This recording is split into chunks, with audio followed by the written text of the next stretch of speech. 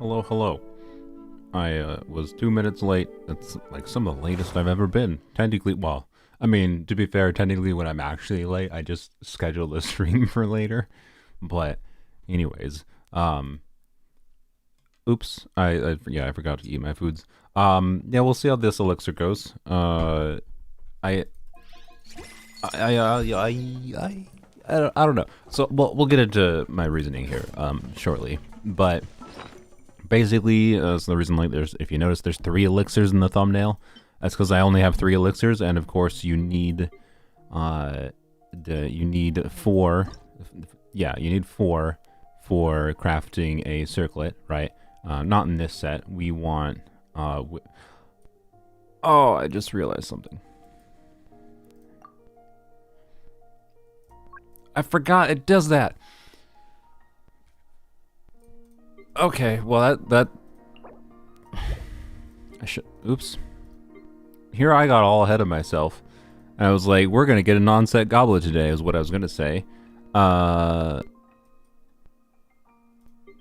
Okay, I haven't said elixirs are a scam. I said the extraction is a scam. This is a scam.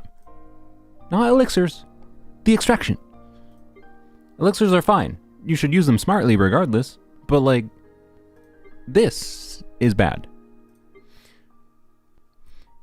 Okay, I need to change the stream title and thumbnail, because my intention was to get a on-set goblet for you guys and on stream, and then we be sad.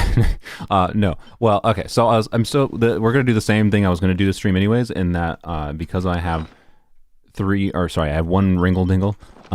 It's the only one. I got the ring things from the springs area and the mountain area, and this area I have not gotten it yet from, and it shouldn't be that hard, I think, to get the complete ring. So that's still my goal this stream. But yeah, for any VOD watcher who might be watching after I change the title and thumbnail, here, let me go show you. Like, I gotta make a new thumbnail quick. What do well, actually, no, we'll change the title first. So the current title is, you know, what did I even title it currently? You know, taking a risk to get an onset goblet. I've got a, no, I'm gonna retitle to, I've got a plan, and this is what I'm gonna actually, I've got a plan for #1 Arlecchino, and the plan is take a risk. The plan is high risk, high reward. It probably will not pay off, but, you know, we got unlucky with C6 Ride, and clearly we'll get lucky to get C6 Arlecchino, or not C6 Arlecchino. We got lucky to get C6 Arlecchino, but I have luck with Arlecchino in general, clearly. So, you know, my thinking is we just gamble and try to use the elixir for the onset goblet, but apparently not today. We have to wait a few days, because why is there a limit? Like, what, like why? What is the best theory? Like, is it? I guess it's just, again, like the whole freaking thing with these elixirs. It seems like Mihoyo was like, no, we gotta make sure these people still gotta log on every day and farm 10,000 billion blah blah blah. Like, that seems to be why that you can only do 1 thing per. Like, why? Like, if I have the elixir, just let me do it. You're already crazily limiting the rate at which we can get these. Just let us use them when we have them. So that's stupid. So Mihoyo is denying you guys the gambit a day of getting an onset goblet here. I have to wait 5 days. Oh well, it's not the end of the world. It's something to look forward to next patch, I guess. But we'll at least get the rings. That was not my intention this stream. So anyways, I've got, why did I type I've got 4? We're gonna retitle to I've got a plan to get the #1 Arlecchino. There we go. Do that, and then we gotta change the thumbnail, because my intention was not to mislead people. Here, the live thumbnailing, how exciting. Is this gonna work? It did. Nice. A little bit. That's fine. So what we gotta do here, Control Z until I get my layers back. There we go. I guess I can leave the goblet in the thumbnail. We'll get rid of this though. We will replace that with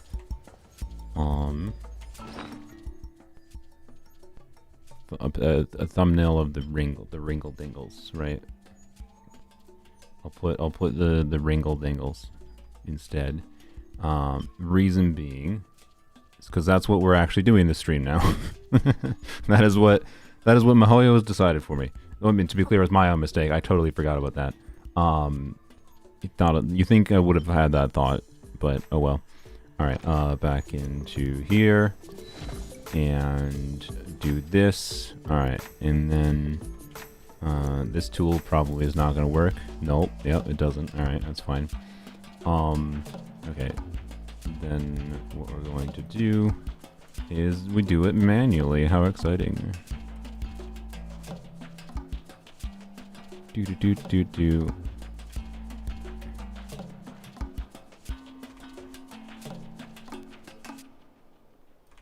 Bam. I think I cut. This looks a little uneven. Fixed. Okay. And then I gotta erase the corners, otherwise it looks ugly. This is just paint on it. It's an open source, like, lightweight photo editing program. You can make it do. What? Why is that doing that? Why is it not, like, actually erasing? Did I use the paintbrush by accident? I think I might have selected the paintbrush by accident.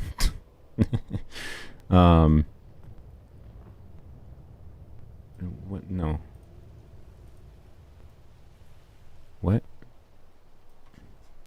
What is happening? What do I have going on in my settings that is preventing me from erasing properly?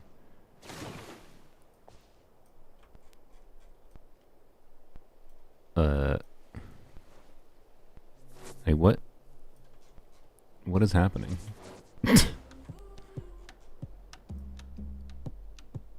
Why is it, like, translucent when I erase it? Well, now I'm confused. I have not had this problem before. Okay, well, I have a solution. It's fine. We erased the manual way instead. So anyways, my intention was not to misinform with.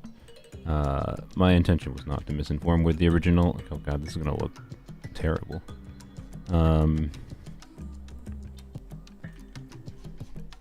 It's fine though, because no one notices these details. Not a single person will notice. There we go. Okay, this looks horrible though. I don't know why the eraser tool was being goofy. Can I? There we go. That looks not much better, but it's fine because as we, what we're gonna do is we're gonna shrinky dinky, and the shrinking gets rid of the ugliness. How crazy! And we'll do like that, and then we'll do something like because the theme of this stream is we're gonna do that, and then do all that, and then we'll do another. Then we'll do another one like that, something like that. There we go, and then get rid of this stupid layer of the background.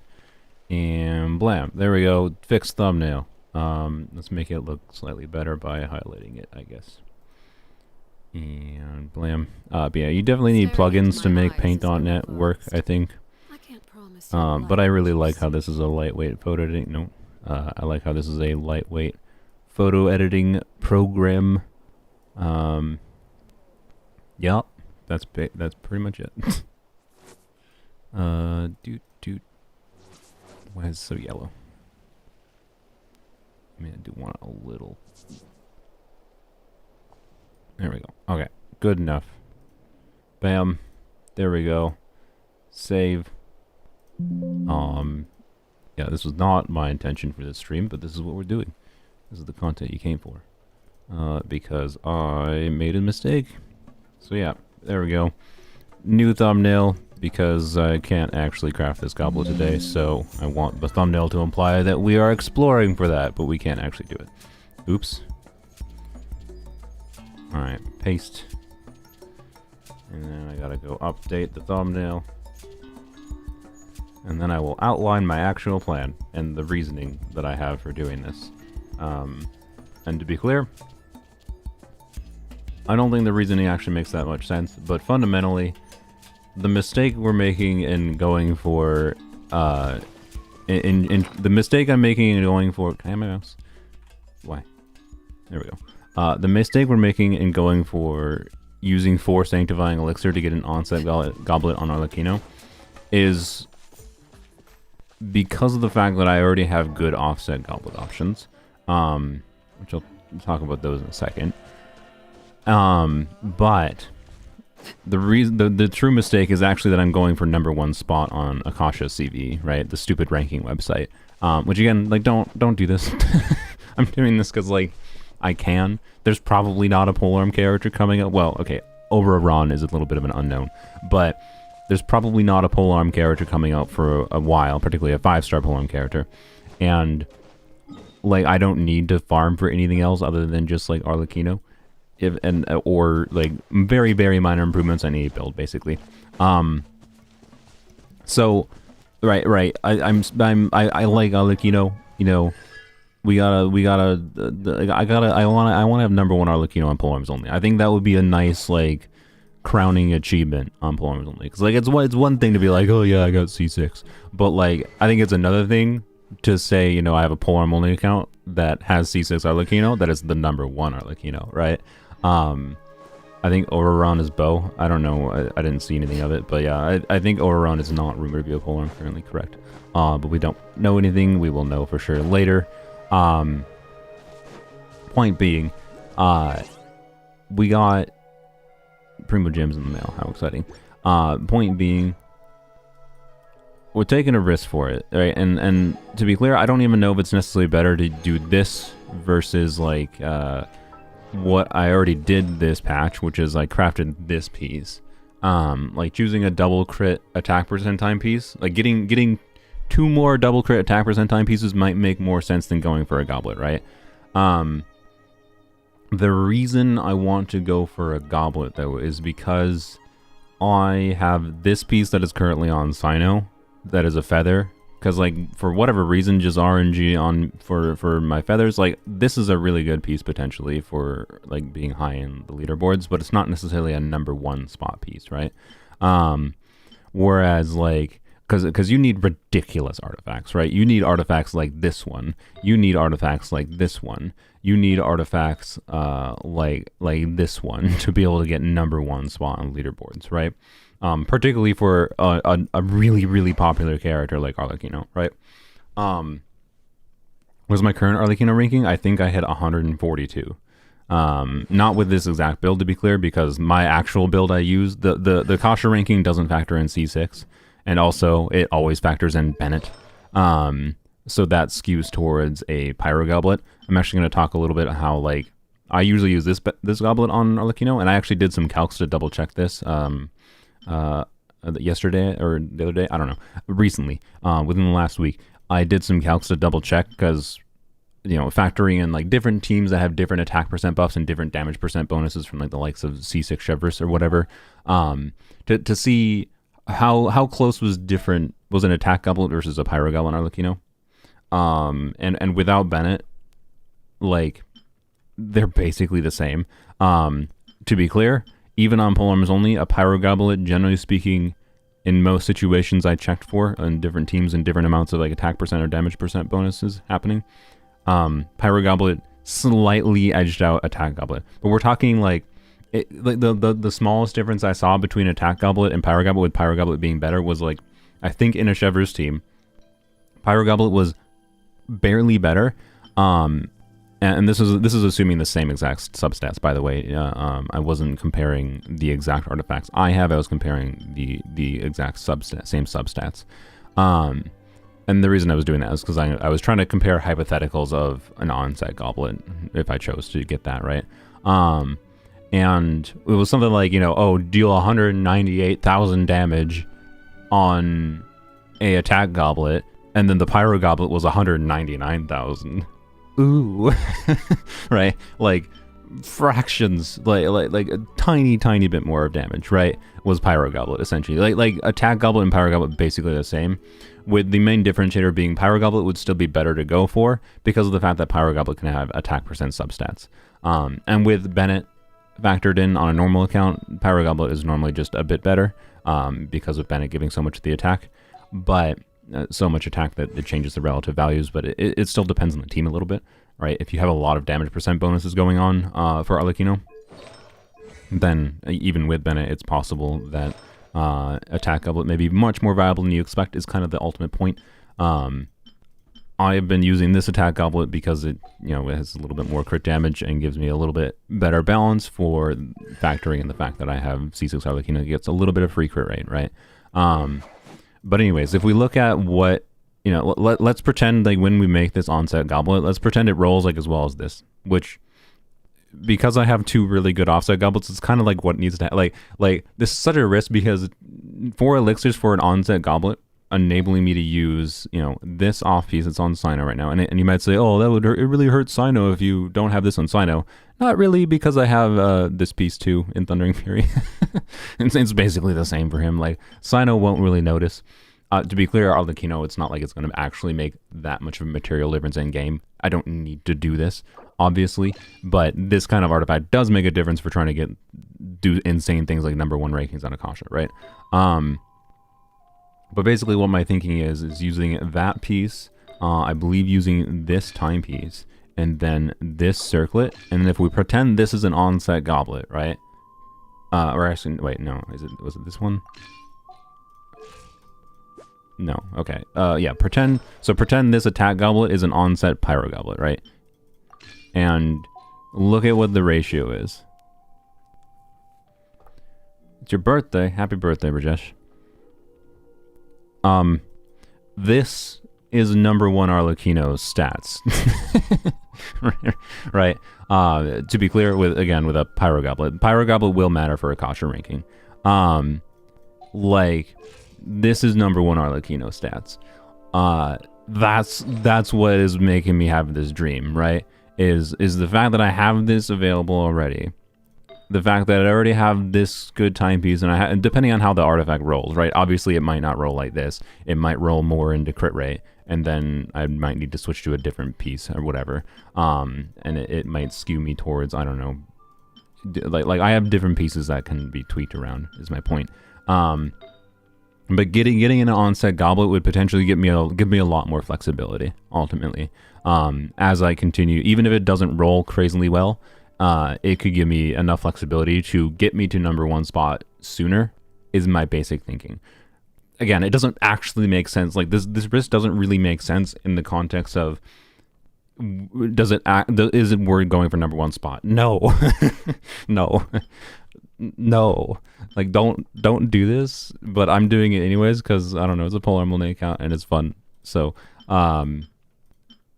are those rankings only for the people that have actually uploaded their stats? I mean, yes. Like yes, there could be someone that has a better Arlecchino build than me, but never uploaded their stats to Akasha. Yes, if I get #1 spot, but the goal is to get #1 on the leaderboard and then not care. Like if I get #1 once and I can make a video recording and be like, hey, here's #1. I have the #1 Arlecchino, and then you know she drops down to #5. In whatever amount of time in the future, I don't care. That's fine. Like I just want to get there once, right? I want to have Polearms Only have the #1 Arlecchino at least once, right? Even if it's only like for a day, right? So anyways, but we're not going to do that today because Mihoyo has decided to implement the elixirs in a way that do not let me craft the goblet today because I already crafted a timepiece. So, yep, that's the plan, right? The dream would be getting a pyro goblet. The dream would be a pyro goblet with about this amount of crit value, but also has like an attack percent roll, and then an EM roll could be a bonus that could help in rankings too. But the EM would only be relevant for vape leaderboard rankings. But being that I already have some artifacts that are inclined towards vaporize, like this one a little bit, that might be a good thing. Point being, right, it's highly unlikely I get, exactly this artifact, but it's a pyro goblet with attack percent in a substat, and it's a 4-line that rolls that well. Like, it's highly unlikely. But, if this is the end result, right, it's possible.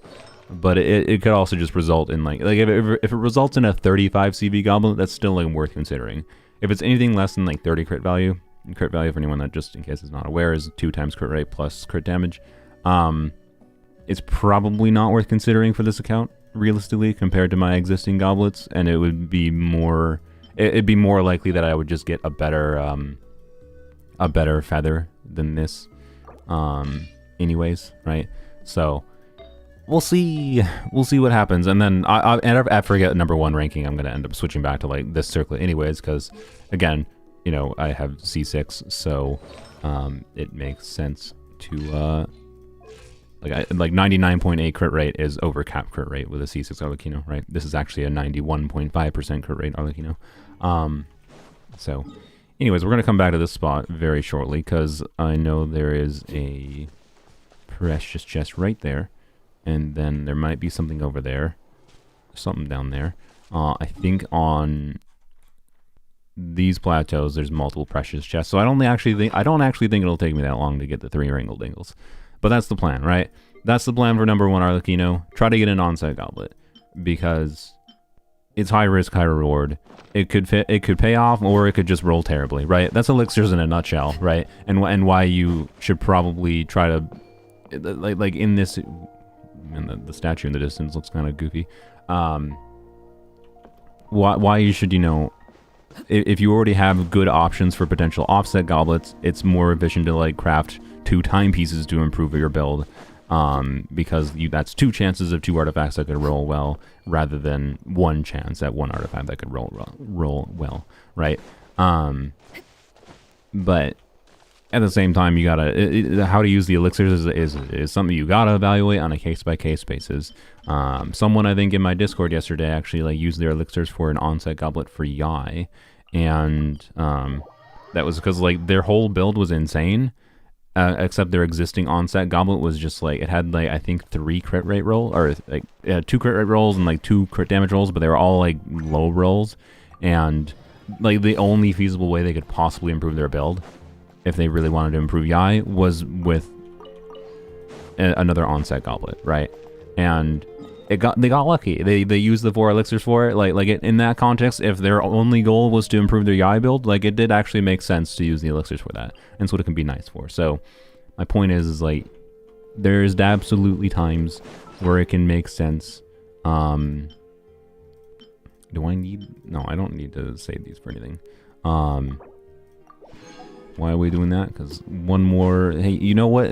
Technically, we could avoid all this planning for, and like, worrying about elixirs, if the domain would just give me the goblet through pure RNG. Surely, right? If it's possible. So, anyways, I already made a sans, and, like, I think my sans options are good enough. Like, notably with, this sans is actually really good. It could be better, to be clear, but like, improving this basically requires getting a 4-line piece, and, like, having a 4-line piece. Like, if I got a 4-line piece that rolled 40 CV and then had, like, 2 extra EM rolls or something, then absolutely that is a timepiece that could, get me to the top of the vaporized leaderboards. But, like, it's the thinking is, like, I can craft an onset goblet that gives me more flexibility for different pieces in general, right? If I get a good onset goblet, then I can, as I continue farming, I can tweak the build around a lot more flexibly based on, different artifacts that I get, right? Whereas, like, right now I don't have that much flexibility because I'm stuck to my really good offset goblets, right? Which is not, like, again, like, this is only a consideration because I like normally I think the elixirs are best to help you stop farming at all, right? But if you're going to use the elixirs and still probably continue farming for a character anyways, then the factor changes a little bit, right? So that's kind of the idea. I don't know if it's actually the correct decision. Ultimately, like, if I craft it and it's 3-line double low roll crit rate, double minimum roll crit rate, crit damage, and then rolls 3 times into flat def, well, that probably ain't worth it. So, you know, it is RNG either way, right? But it's like, I haven't done a hardcore simulation. It's like there's a bunch of like statistics simulation you could probably do to actually answer the question of whether or not it makes sense to do it. But, you know, at the very least, I could say I think it's more exciting to craft an onset goblet, right? I do think that. So, anyways, no. I basically have to get 4-line artifacts at this point. Like, timepieces don't have to be 4-line, I think. But I think almost every other artifact, for it to be a possible upgrade for Arlecchino, has to be 4-line. So this I just think is not relevant. I don't know, I guess I'll lock it on principle, but... Getting number 1 is just lucky. I mean, it's just lucky and spending insane amounts of resin. Like, it's just spending insane amounts of resin to, like, statistically... Like, if you spend...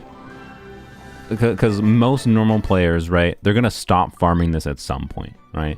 The main problem is that I am competing with players that are probably doing like full resin refreshing every day, right? Because there's people like that. There's people that are so obsessed about Arlecchino that they will pay $10 a day to try to get, you know, the best artifacts. Like, they're insane in a very unhealthy way. Quite frankly. Like, don't spend money to do this thing. I'm not spending money to do this. It's just stupid. I'm not spending Primo Gems. I'd rather save them for future Poem characters. Not that insane. But, like, that's what people do, right? That's what the top of Akasha rankings are. They're people that spend that kind of resin. But even those people, I think, eventually get tired of farming the same thing. Most of the time. So I think I can just play the long game, right? And I think I can... I think I can beat them eventually, right?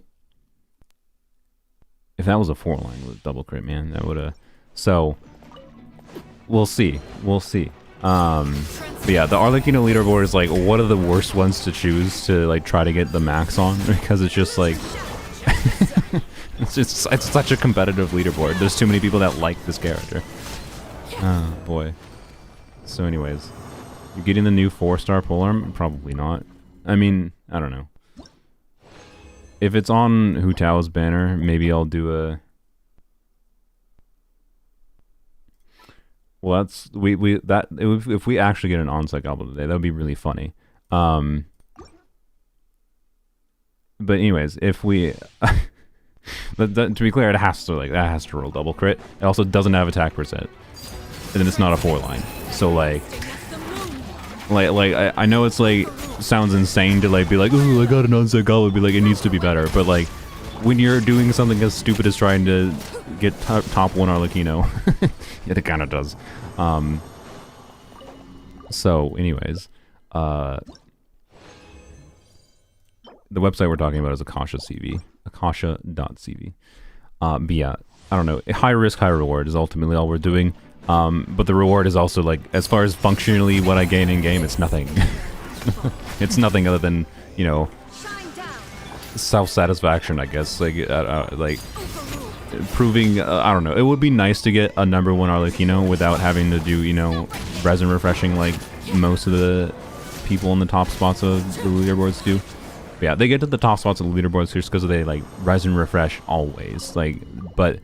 my thinking is most of the people that are on the top ranking, because you can see a lot of people in the Akasha leaderboards that have farmed, like, they have multiple like top 10 spots on their profile, right? If you go click through the different people that have those really high ranking characters, and those are hardcore people who have just resin refreshed for like years straight. So anyways, yeah. By the way, technically I already have an on-site goblet for Arlecchino, and it is weirdly high stat value, like 1, 2, 3 crit rolls, 4 EM rolls. This is actually a pretty high stat value on-set goblet. I actually haven't checked what my ranking looks like if I try to optimize that one. I probably should, but I don't think it's #1 worthy, right? Like that's kind of the point. Is like that's a good goblet already. A good enough goblet that it does provide me flexibility with using different stats for like a normal context. But for a insane hyper optimization context, which is what trying to reach #1 is, it's not good enough, right? What am I doing? We're doing one more run.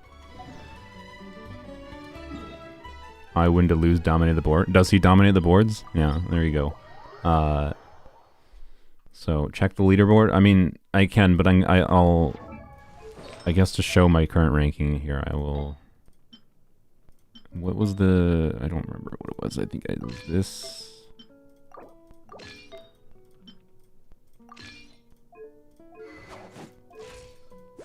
Yeah, I believe this is the build previously that was top 142 in vape rankings, but it might have fallen or risen, probably fallen a little bit. So I'll put that on her temporarily.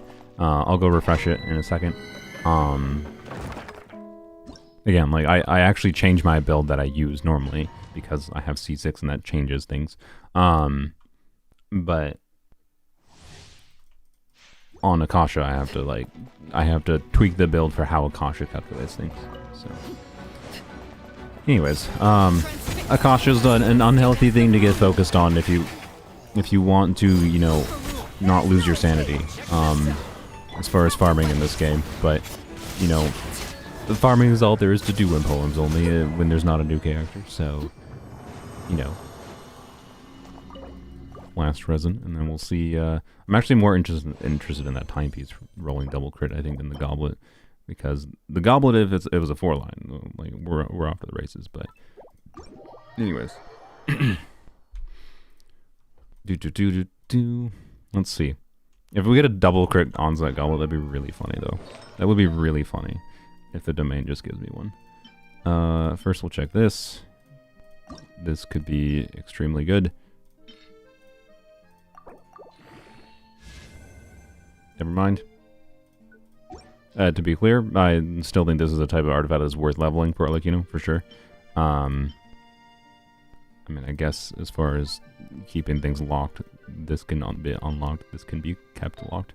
But is not what I need. By the way, as far as onset goblets go, I've gotten 2 double crit 4-line attack % goblets from this domain, and both of them rolled really terribly. Like 3 flat def rolls terribly.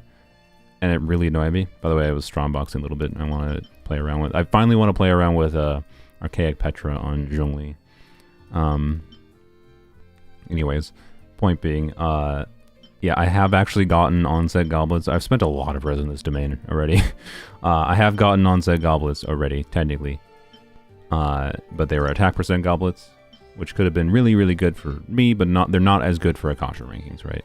But they rolled terribly anyways. It doesn't matter. Sad. Rip.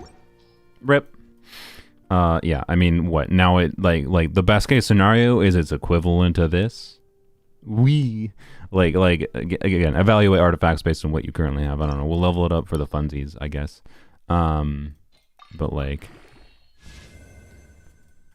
you know. It technically could be better than the other one, because it could roll higher roll values. Or it could roll flat attack. It's now dead. It's now very dead. So yeah, like, eh. Oh well. Technically the flat attack rolls, to be clear, were better than... Like, having flat attack could also make it better than this piece, but now that it had a flat... Not an additional flat attack roll, just having flat attack at all, right? Anyways. Close, but not quite, right? It would have been funny, though. I would have been down with the alternate reality of... LOL, don't actually have to spend my elixirs because the domain just gives me one anyways. Yeah, let's the Akasha ranking on the website probably updated here. Akasha.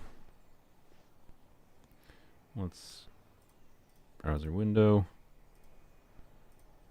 Blam. And that's Polearms Polearms Only. So yeah, her build previously, the one with the attack percent goblet, yeah, was top 3%. But now that I tweaked it around a little bit, it hasn't updated. Oh, well, okay. Give it a minute then. Never mind. It had been like 3 minutes. I thought it was going to update. Oh well. We'll check back in a second. Boop. So yeah, now we're going to explore. That is the only thing we have to do. Is there an event running, I think, that I haven't done? I think there is. Oh yeah. Okay. Anyone know how long? Oh, I haven't? No. I never got those prima gems from this. I guess we'll do that quick. Yeah, I haven't done this, whatever the frick this is. We might do that because no, I'm not as heck bent on trying to do the goblet this stream because well, I can't. But I still do want to try to get the 3 rings. So, you know, we'll see. But yeah, we'll see. I don't know. I'm hopeful. You know, just seeing that, you know, double crit pyro on set would be exciting in some way, I suppose. Do I have to kill these for this? Man, they really made a weird choice making Kenichi's trial. I have all these walls. Like yeah, that's a great experience. Like, oh boy. To be clear, I think the general experience of Kenichi is better than this trial is. Why did I not have the ability to do a W? I just missed my input. There we go. But it is funny to me that your literal first introduction with Kenichi was, here you go, disorienting camera that goes through the wall and like swings in really goofy ways. But anyways, C0 Kenichi or C1 Raiden. I don't know if you really the only reason to get C1 Raiden is if you're trying to work towards C2 Raiden, right? So if you really like Raiden and want her to be a much stronger carry, that is, you know, especially with concerns with how they might be, quite frankly, like I think it's, oh, he has Katane on him. Quite frankly, I do think Natlan does kind of like. I've never really agreed much with the idea that a lot of characters, like, people will say, oh, this character's power creep of this character, and like sometimes the answer is like Nuviled is kind of power creep of like Ayato, right? But can you not go in the air, bro? Okay, well, great, wonderful. I love it.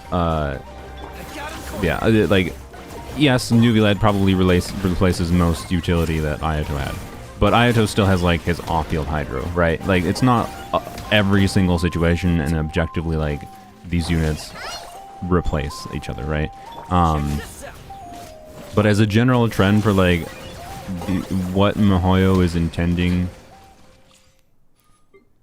players to have access to as far as like what the like DPS level of different teams is, they do seem to be increasing that threshold, which is power creep, right? Also EU national. Why would they not change Singcho to Chevrolet here? Like, they're tying Chevrolet to her banner anyways, so like why? Whatever. Anyways, yeah, as far as like C0 Raiden versus whatever goes, Kenichi, like, do you really like Raiden? If you really like Raiden and want her to be more and more usable, particularly to like keep pace with kind of how other carry units are designed to perform, you know, maybe it's worthwhile to go for eventually by trying to get like one constellation of Raidens per, like, if you get C1 Raiden now and you plan around it, you can probably get C2 Raiden in her next banner kind of thing, right? So like, there is reason to go for C1 Raiden is ultimately all it is. But if you are lacking in having, you know, compelling carry unit DPS options in general, maybe Kenichi will be a better upgrade for your account. It depends on what your account looks like. So, anyways, let's check Akasha again, so I can establish that at a baseline what we're at with the current. This is the current highest ranking build, not a build I actually use, right? Oh, she did go up. That's funny. I don't understand how, but she went up. She's number 140. So, like this is already a stupid good build, right? That's the notable thing here. But I'm insane, and I want number 1, right? Because I want the number 1 Arlecchino.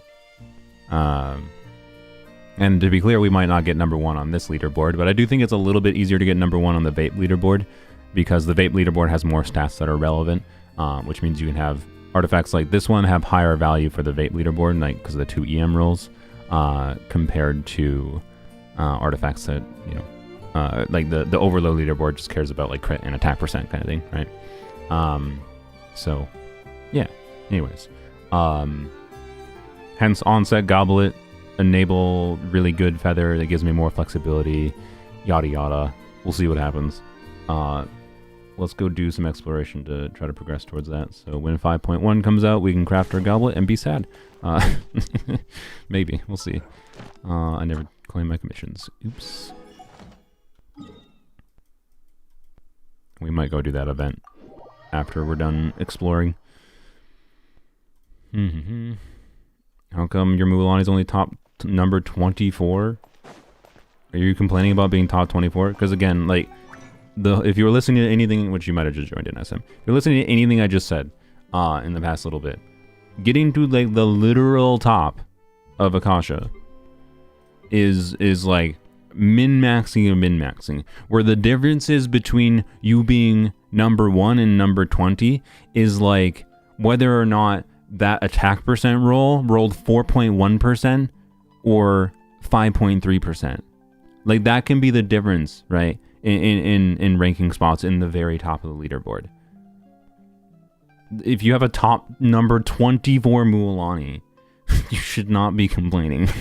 Like, don't aim for top 1, right? Like, if you don't understand why you're not top 1, don't bother worrying about it. That's my kind of my point, I guess. Quite frankly.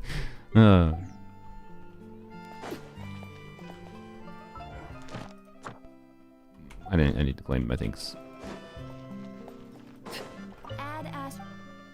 Yes, the circlet I have is indeed insane. If I didn't have this crit rate circlet, it would be much less feasible. How good your circlet is can really heavily swing your exact rankings on Akasha. But yeah, I have terrible circlet luck on my main account, so like my main account I have plenty of good builds, but I just stop at realistic points.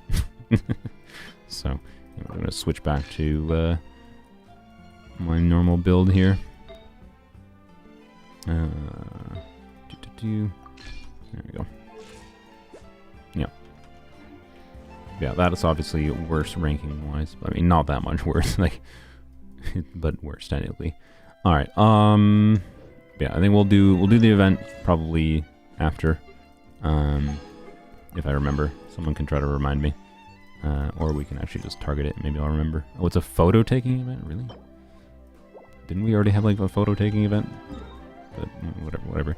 All right, let's just let's try to find these Ringle Dingles. Your Tignari is top 3. Very nice. Very nice. Was a better team Arlecchino Vape or with C6 Chivalrous? In my opinion, C6 Chivalrous teams are generally speaking going to be better. But, you know, Hydro is going to be better at getting through Pyro Shields than an Overload team, which is a notable factor to keep in mind, right? Like, it's going to be situational, which are actually better. I would say Overload teams are going to, generally speaking, I need to kill you because I need things. Sorry, sir. I need a bond of life. You're just following me, so you die. But yeah.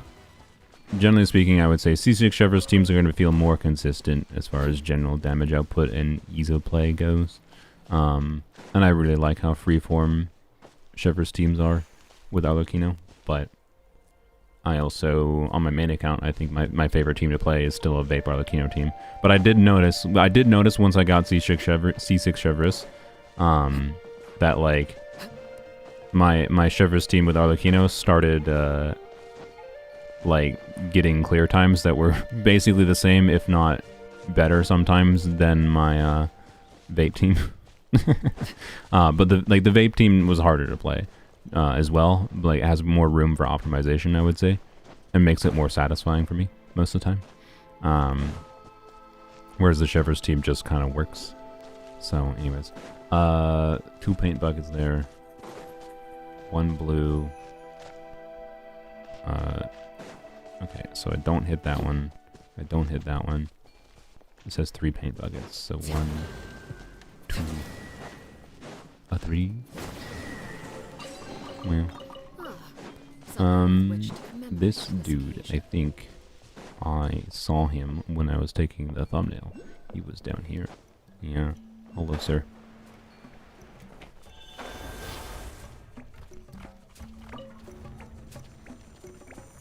Okay, I like how YouTube chat is just completely broken, by the way. I've had to refresh it like 3 times. Hey, chests. Who knew? Common chests. Alright, we should focus on precious chests. I mean, well, we're just doing general exploration. Since I no longer have the ability to get the goblet today, I'm just gonna do normal exploration things, I think. And but we will prioritize the precious chests. I just figured we may as well start here. Wait, there's a Oculus down here.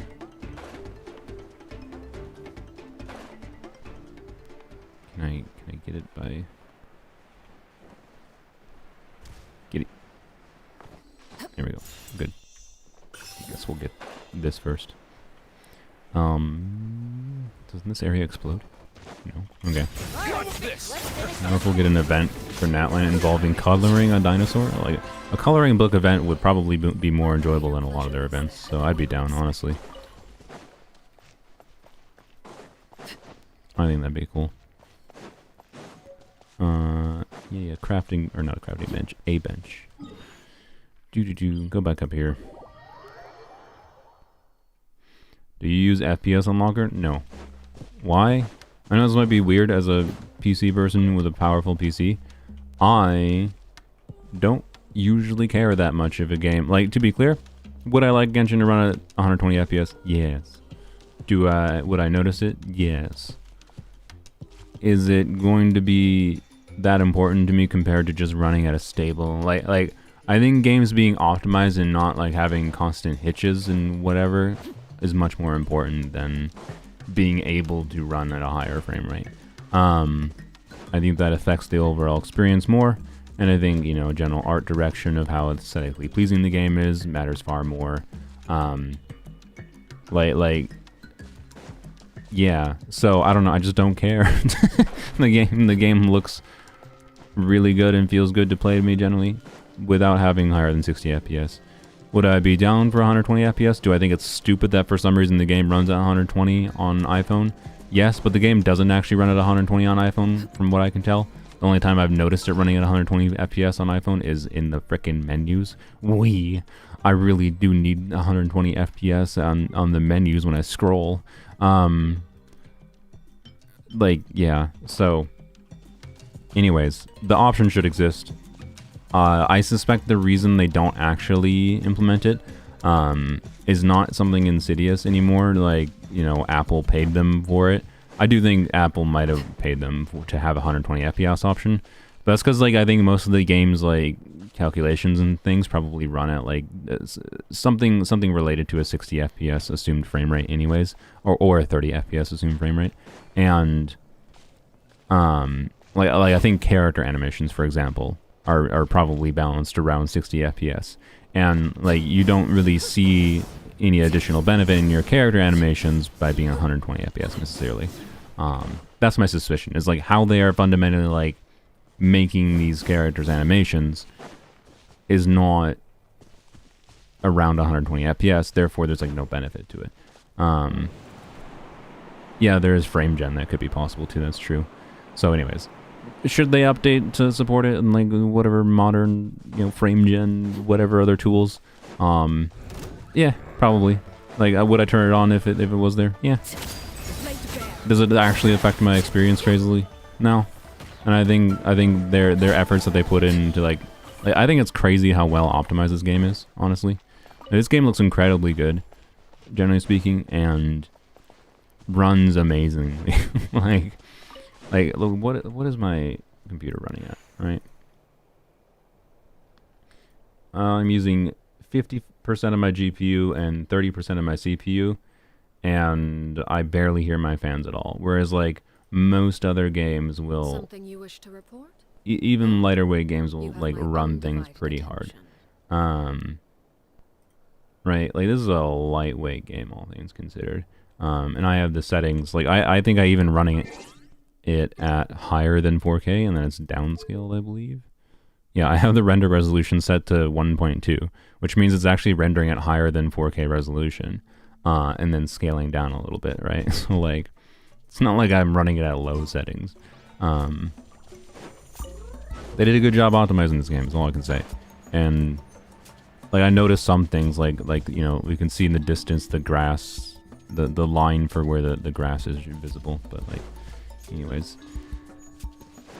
I don't care. I don't care about it being past 60. It doesn't affect my general experience. Would I turn it on if I had it? Yeah. That's kind of it. Where's the rest of the flying squirrels? I think I have to inhabit this, right? Yeah. Sure.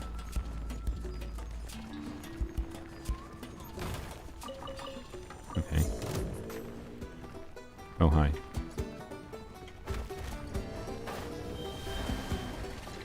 Okay. Sakura, why did you just yell my name in capital letters? So, anyways. Yes, they should support 120 FPS. No, it won't really affect my general experience if they do or do not. So, I don't think it's actually a big deal. Oh.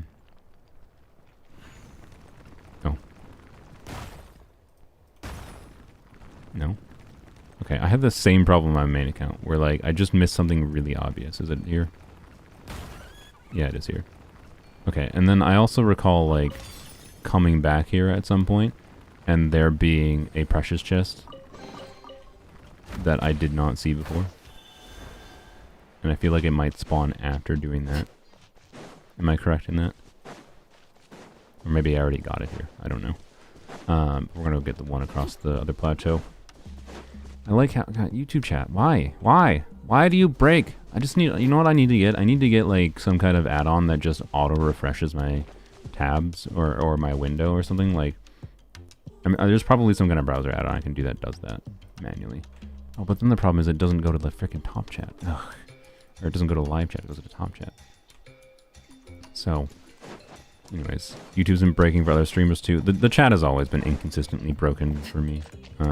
It worked for a while, but that was like 4 months ago, without any issues, and then they changed something clearly.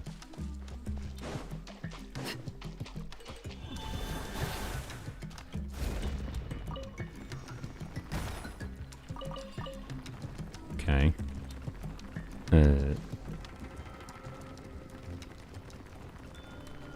I have to hit it again. I see. Oh, yep. Yep. Yep, that is indeed what I missed. Thank you. Thank you. Alright. No ring. That's fine. There's a precious chest over here. There's an Oculus down there, I know.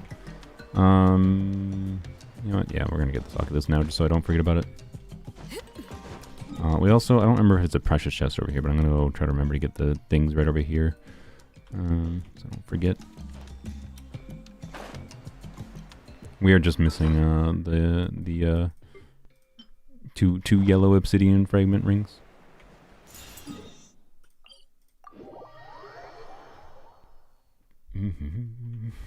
Toma build? It's just a noblesse build. Did I put him? No, I didn't put him back on. I might switch him back to an ER timepiece. Like, to be clear, the build I have is, like, competent for a C6 fab build. Maybe if I put him on, you know, a higher refined fab, I would not have some of the minor uptime issues on his burst that I have. But yeah, it's just a noblesse shielding focus build with some crit rate for fab triggering. Like, it's good. Could be better though. I should maybe consider strong boxing for some more noblesse in the future here. Okay, yeah, we gotta get all those. We'll get this one quick though. Hopefully quick. Did this for a Nahida goblet, and it rolled once in a crit. Yup. I've just, yeah, I don't know. I really don't know if goblets are very often the right choice, to say the least. But it's a big ol' it depends. So yeah, and it's, I mean, it's still RNG. Yeah, it feels rough. Like how much, like 4 elixirs is a really expensive cost, right? So it's pretty rough. Is all it is. But oh well. Oh well. Hello. I don't think you can get the things from this dude, but I will do that dude anyways. We'll get the whatever the challenge rewards. Don't think the rings matter from it though. Let's go complete this first though.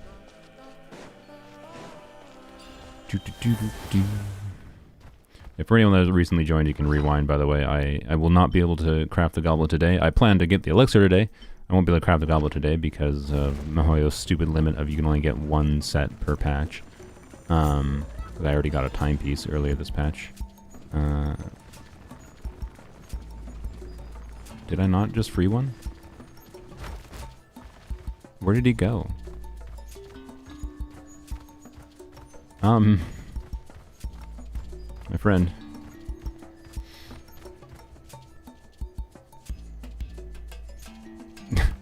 Where'd he go? Where did he go?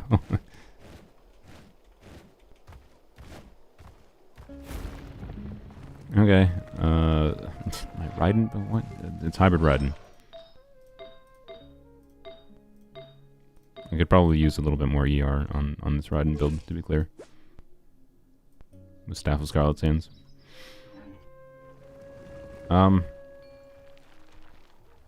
And to be clear, for this team, technically a tenacity build would make more sense.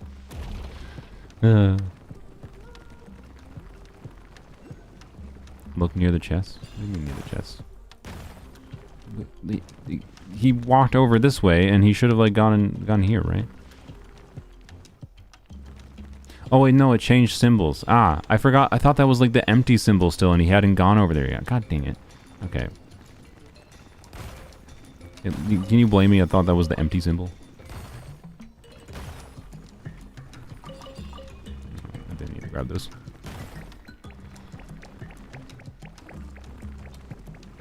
Yeah, sorry. It looked like it was still a Monotoo symbol. That's what I got confused by. Right? Like those symbols are pretty dang similar.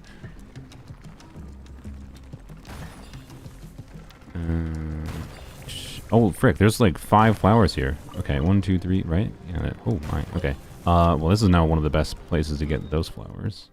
Put that in the map. 5 amber flowers. Wait, I don't have to pay money to that one dude, even if it's cheap. I don't want to pay his money. I'm stingy. Give me a ring. No, no ring. Okay. That's fine. Whoop.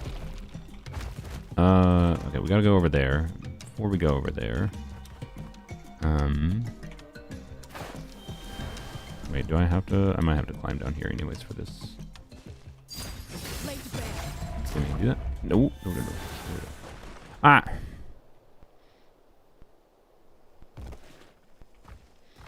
Well, down here now. Oop. Oh, it's this. It's the local legend here. Are you still reviewing accounts?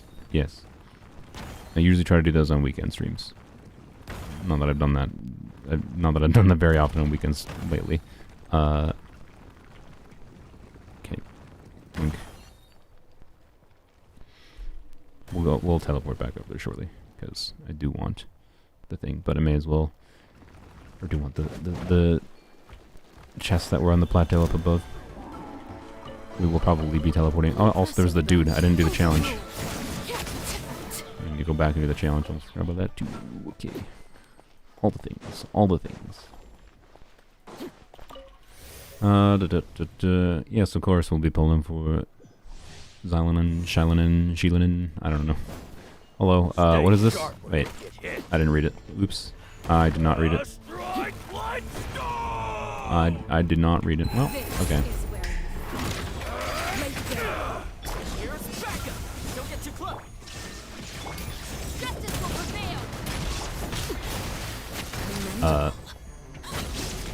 What am I supposed to do here? Is that all Ow. people have got nowadays? Dodge? Oh. Oh, it's this one. Oh, yeah. Ew. Yeah, man. This was like... I was just like, wow. It's impressive, Mahoya, how you managed to make dodging feel this bad in Genshin. Like, that was my vibe.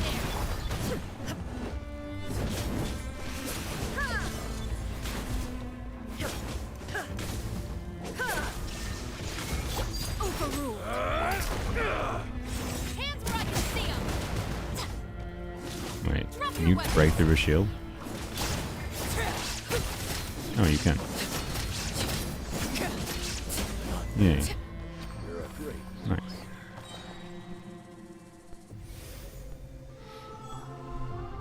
Yeah, the dodging feels very bad against that. Okie dokie. Goodbye. It's not the worst one, to be clear, or anything. I think it's probably one of the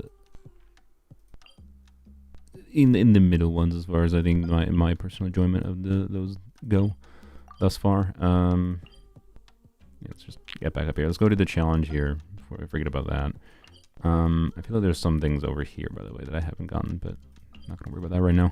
I don't remember if there's precious chests or not. Is this gonna heal you at full? Probably not, because it's just your attack. Yeah. Yep. Well, that's how much she heals without any bond of life.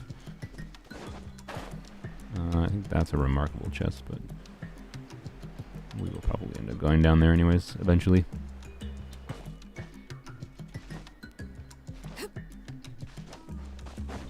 There's a way out version of that, but more blocking. Yeah, I fought that one. That one is more fun. The parry one. This way. This way, and then we'll go to the thing over there, because I think there's a precious chest and a luxurious chest there. And then I think there is some there. Yeah, I don't know. I'm gonna try to finish all the miscellaneous ones at the top of the plateaus here, right? Obviously I haven't gotten this waypoint, so there's probably some stuff here. Yeah, I'm gonna do this challenge. I think then I'm gonna go back over do this section here. And then we'll go do the things over here, and then these plateaus. That's my current gut feeling, and we probably will have to go do like the underground section thing here, maybe part of this quest line. We'll see. We will see. There's a dude. It's better for Vape, C0 Hu Tao or C0 Arlecchino. I mean, Arlecchino is just the more versatile unit in general, so in my opinion, Arlecchino.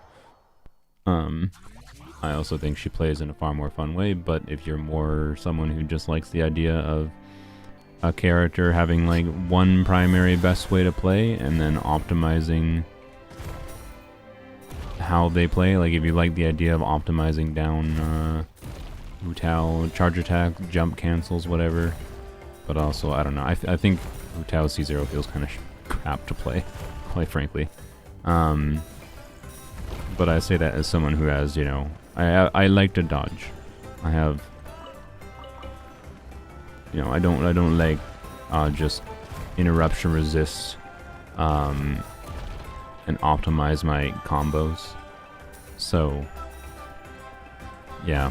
Anyways, C1 Hu Tao I do find relatively fun. Okay, well I hope those couple points I've been missing are not going to cause a problem. Yeah, we're fine. Good. Yay.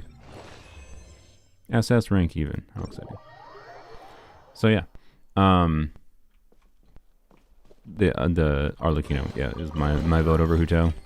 any day of the week. I think she has far more different teams and far more interesting ways of being used. Basically anything you can imagine a pyro unit being useful for, Arlecchino can be used for in some way. She's even viable to be like an on-field Burgeon trigger, even if it isn't the best way to play her, right? She has a really, really high amount of team variety. Caesar Hu Tao's pretty good with plunge on Unikas, at least. Yep. Yeah. Hu Tao has fun things. Like, I'm not against the idea of ever like getting Hu Tao on my main account, but I don't know if I will. Realistically, if I would probably just be stuck to doing plunge with Cloud Retainer. But is there a Yoshi here? There's a Yoshi over here, right?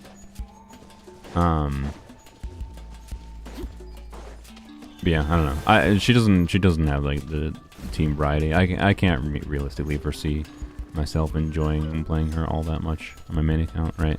And on Polearms Only, she is still occasionally useful by nature of you know, I sometimes just need extra options for different damage dealers. But yeah, I don't know. Hu Tao doesn't have the ability to do vaporizes on Polearms Only, so you know, and she probably never will. So she'll never be able to like truly shine, I guess. I love Shilinen's English voice. I haven't watched that yet, actually. I intended to before the stream, but I forgot. I had it open on my phone and promptly forgot about it. Okay. Oh yeah, there we go. It's just a free Lux chest. That gives us a ring. Hope. Never mind. Hello, bird. Okay. I think there was, yeah, there's a thing down there. I don't think it gives us a Lux chest, but I may as well go get it. Right, yeah. So we'll go over there. And then, you know, we'll go to the other plateaus.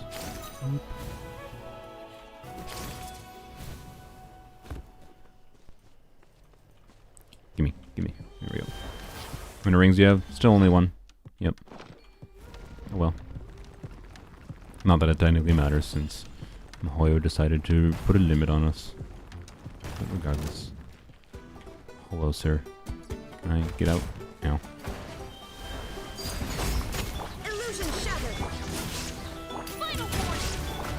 You're dead.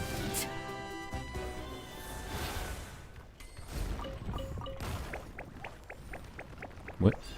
Why does he go this way? No? No, thank you. Not right now. Okay. If I remember, there was something over here. Saving for Queen of Geo since day one.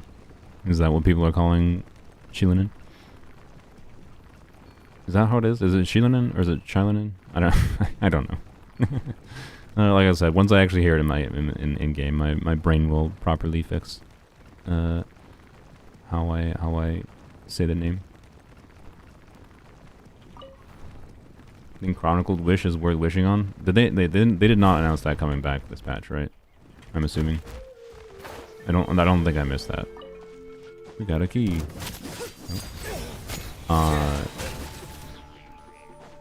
If it's not coming back right now, I don't know. Like Chronicle Wish is something you should I think it's safe to assume that like Ganyu will probably be coming back on the Chronicle Wish, right? So like as long as you're a saver, Chronicle Wish good, right? If you don't save for characters, like if you don't save enough wishes to guarantee getting characters, Chronicle Wish will never be good for you. So like, I don't know. Consider the Chronicle banner as a incentivization. If there's characters that are less popular, older, whatever, that are likely to show up on it, you know, plan on saving 150 wishes on it for it. I would not wish in the Chronicle Wish banner if you don't have enough to guarantee the character. That's really all it is, or the weapon. Which, by the way, the Chronicle Wish banner with the weapons now is even worse. Like, I already didn't think it was that good. People like to be like glazed, like oh, the Chronicle Wish banner is so great for weapons because like you only need to lose 150-50 to get a weapon. but like it had a higher pity amount and a lower base rate of like getting 5 stars. So like it wasn't that much better. Like the average of the average difficulty was not that much better on Chronicle Banner for weapon than Weapon Banner in the previous function Weapon Banner. And now it's just worse. Like Chronicle Banner will be just worse for getting weapons, substantially so, than the normal Weapon Banner now, which is interesting. So that kind of sucks. That makes it even like harder to get the likes of like Dia's weapon and Tignari's weapon, right? But oh well. It's a you problem because I already have those. No, I don't think they're really worth going for. Dia's weapon has been fun to have, but has not made that appreciable of a difference. So yeah, there's no pity sharing, whatever. So yeah, it's just Chronicle Banner. You save to guarantee whatever it is on it, and that's kind of it. So what is the characters that is most likely to show up on Chronicle Banner? They already did a Mondstack Chronicle Banner, right? To be clear, Albedo, Klee are likely to show up primarily on Chronicle Banner in the future, I bet. I think Ganyu is a likely unit for Chronicle Banner, Eula, but again, Mondstack character. I think, well, I would say Yoimiya, or Ayaka, but like they also still really like rerunning these characters for some godforsaken reason. But yeah, let's look at Liyue characters specifically. I think Child, Ganyu, Shenhe, except for by their own current rules of the Chronicle Banner, she hasn't had enough banners. She's only had one rerun banner. How? What? Rerun this character. And then once she reruns, she's technically qualified for Chronicle Banner. Like it would not surprise me at all if they rerun Shenhe, and then like if they do something like rerun Shenhe first half, and then second half they run Chronicle Banner, and Shenhe's available on like the Liyue Chronicle Banner.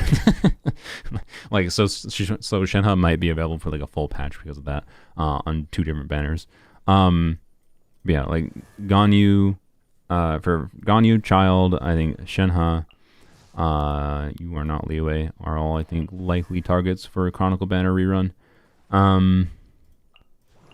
In my opinion, they should also include Zhongli in the Chronicle Banner because, yeah, Baiju is qualified for it. I think they would probably be fine with throwing Baiju in the Chronicle Banner, even though I think people understand how good Baiju is. It would still be a smart thing for them to throw Baiju in the Chronicle Banner, particularly because, like, you know, man, people would probably be very happy, you know, wish for Ganyu and like lose a 50-50 to Baiju. Lose a 50-50 to the better character. Oh yeah, Xiao. Xiao could be a likely Chronicle Banner and a Liyue character. In my opinion, they should put Zhongli in the Chronicle Banner, because like I think that would actually be a meaningful selling point if they put Hu Tao should be as well, but they also seem to still want to rerun Hu Tao on her own, obviously, because probably she still makes money because people like the character.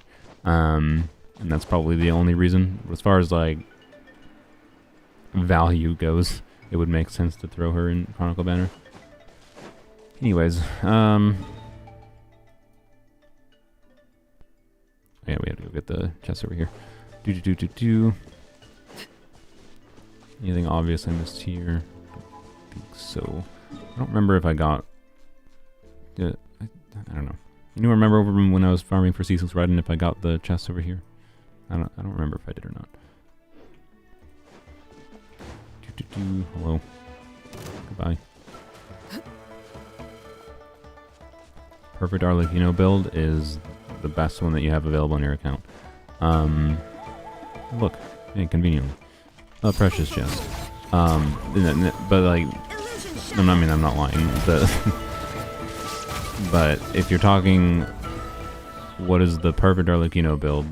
Like in my case, I'm aiming for the perfect build technically on either the Vape leaderboard or the Overload leaderboard.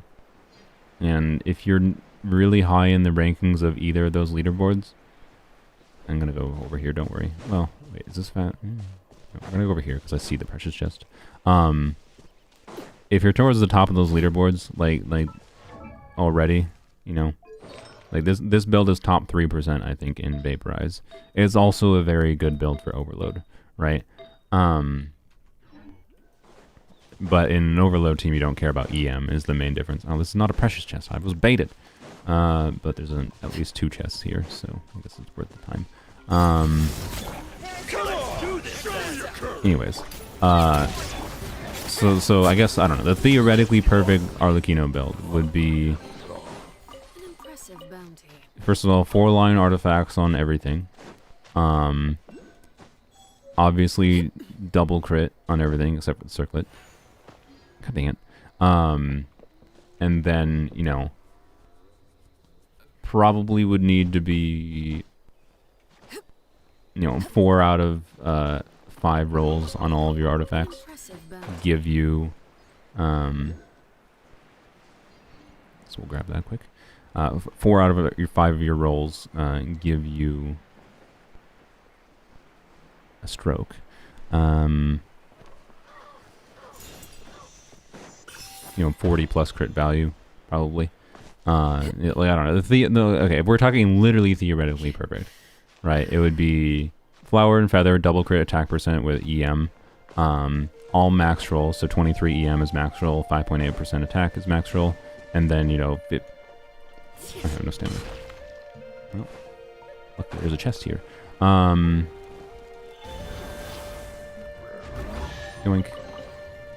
I don't think I actually finished picking up this thing, so god dang it. Is there anything else over here? Nope. Okay. But yeah. Double crit, 4-line, EM, attack percent in flower and feather. Maximum crit rate, crit damage rolls for every upgrade, right? Which would, that's absurdly, insanely, stupidly unlikely. Like, no, don't expect that. But that is the theoretically perfect, right? And then, what am I doing? I just need to attack the button.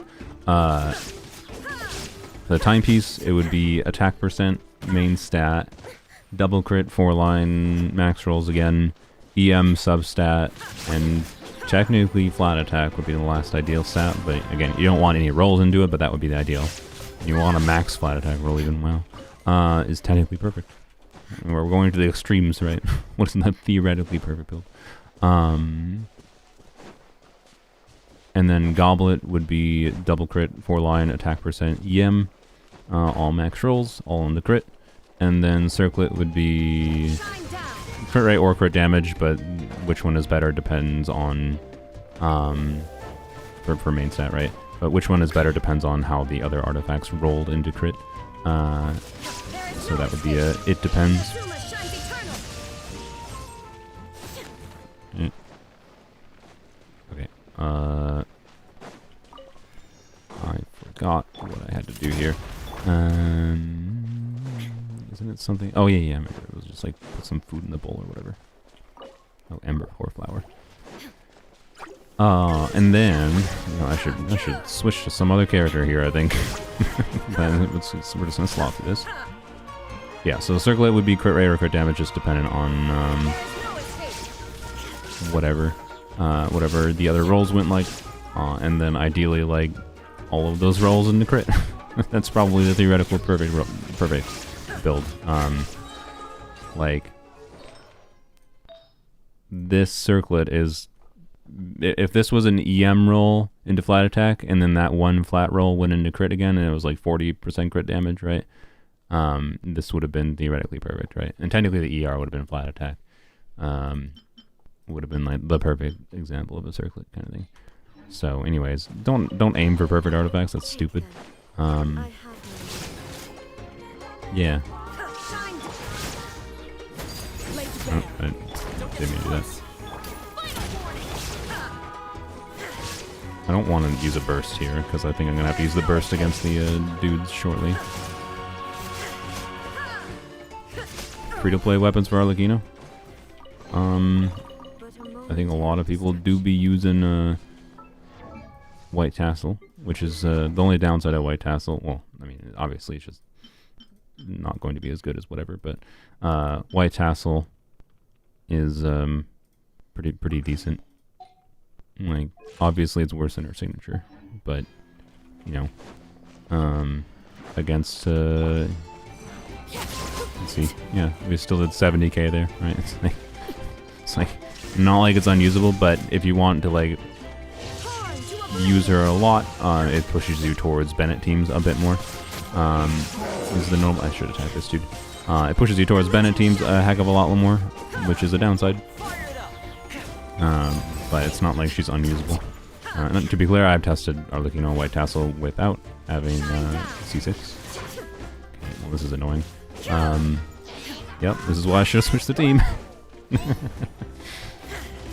See, here's a situation where Vaporized Arlecchino is technically better. Because you'd have a Hydro unit to be able to deal with things. Also, if Raiden didn't have coordinated attacks. And the fact that coordinated attacks don't proc on shields is so annoying. It's really annoying. Alright, yeah, and that's why I saved. This dude.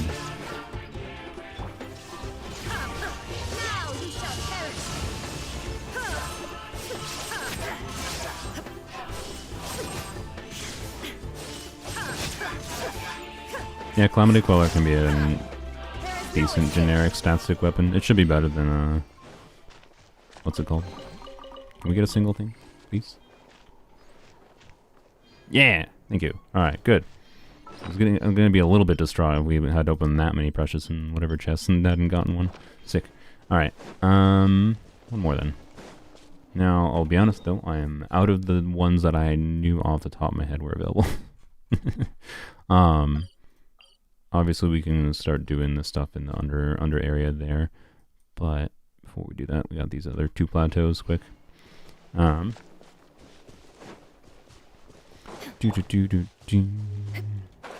remember if there's a precious chest here or not. No, there's a exquisite chest at least up there. Don't really have a favorite character, to be honest. I have lots of different characters I like for different reasons. If I was forced to pick, though, it probably would be between Arlecchino and Yai. Watch this! Come on! Show me your courage! Drop your weapons. Yes, you are.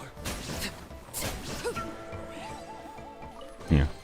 I mean, you can see White Tassel's, it do be more than functional. So yeah, that's the most accessible weapon option for her. I'll switch back though, because, you know, why not use the scythe if you have it?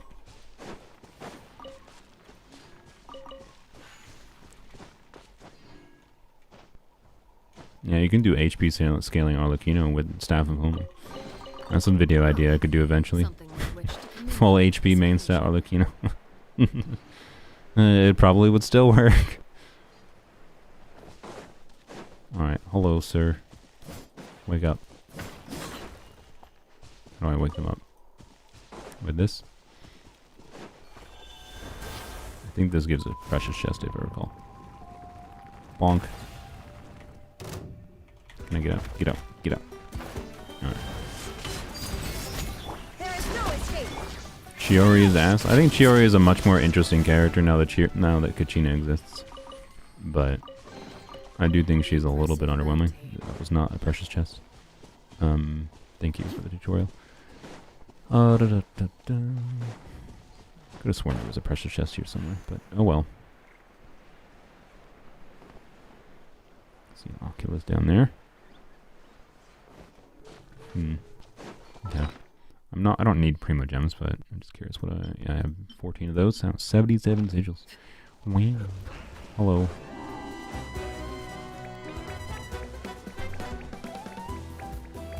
What cons gives that mini wing on Arlecchino? C6. They usually do minor visual indicators to indicate some kind of like special thing is active. They attacked me. I was minding my own business.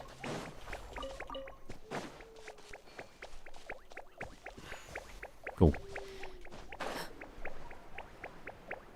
Honestly, the mini wing might be the real reason to get C6 Arlecchino, let's be real. Because, like, she doesn't need the damage increase. Something with which to commemorate this occasion. No, thank you. There's an Oculus here. Yoink. Alrighty. Hey, a precious chest. Good. leave you alone. Unless I have to kill them for the precious chest. I might have to. That might be annoying. Might have to climb back up there.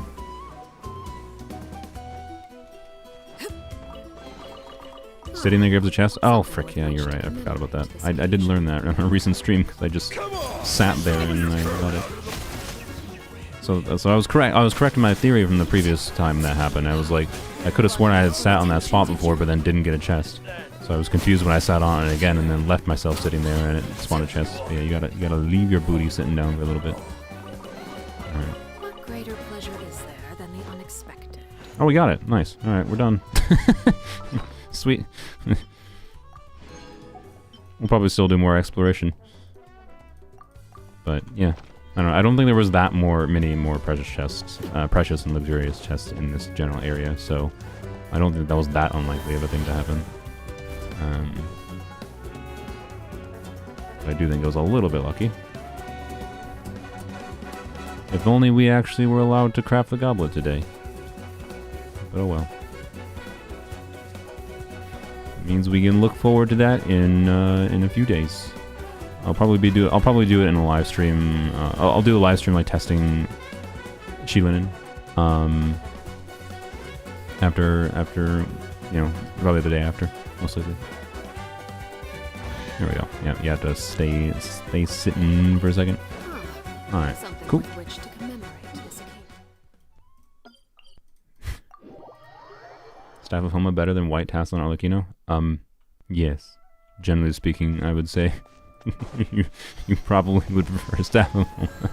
I don't really think there's many situations where White Tassel is going to be better, but by nature of it being a crit rate weapon and Staff of Homa being a crit damage weapon and her being a crit damage ascending character, it can potentially be a lot easier to balance your stats and overall build quality on Arlecchino with White Tassel compared to Staff of Homa. So it is possible that White Tassel, depending on the artifacts you have, could end up outperforming Staff of Homa.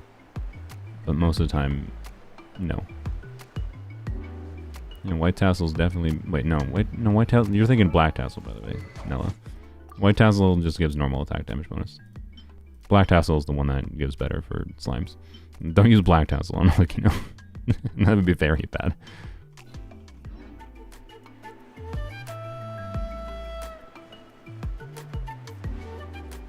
You're new here? Welcome new here. Alright, let's get the goods and then be sad that we can't do anything with it. Well, we can, but we're gonna save it. And we get some artifacts. How exciting. Yoink. Gimme. Give. Thank you. Yoink. Alright. Sweet. And, wow, 4 elixir. If only we could actually craft it. So anyways, this is why I retitled the stream, because Mihoyo doesn't want content for you today. I would love to do it, but no, we have to wait 5 days. Oh well, we did the exploration, we got there. We might do a little bit more exploration for the fun of it though. How close are we to, not very close. There is, starting in 5.1, I don't know if anyone saw, many of you saw, there is FOMO rewards for exploration. You have until, I think, the end of version 5.2. I don't know why I came here. Oh, no, I know why I came here. You have until the end of version 5.2, but you can get like an extra 400 Prima Gems, FOMO Prima Gems, for doing 80% exploration in Outland before version 5.2. Or through version 5.2, I believe. I need 28 there. Alrighty then.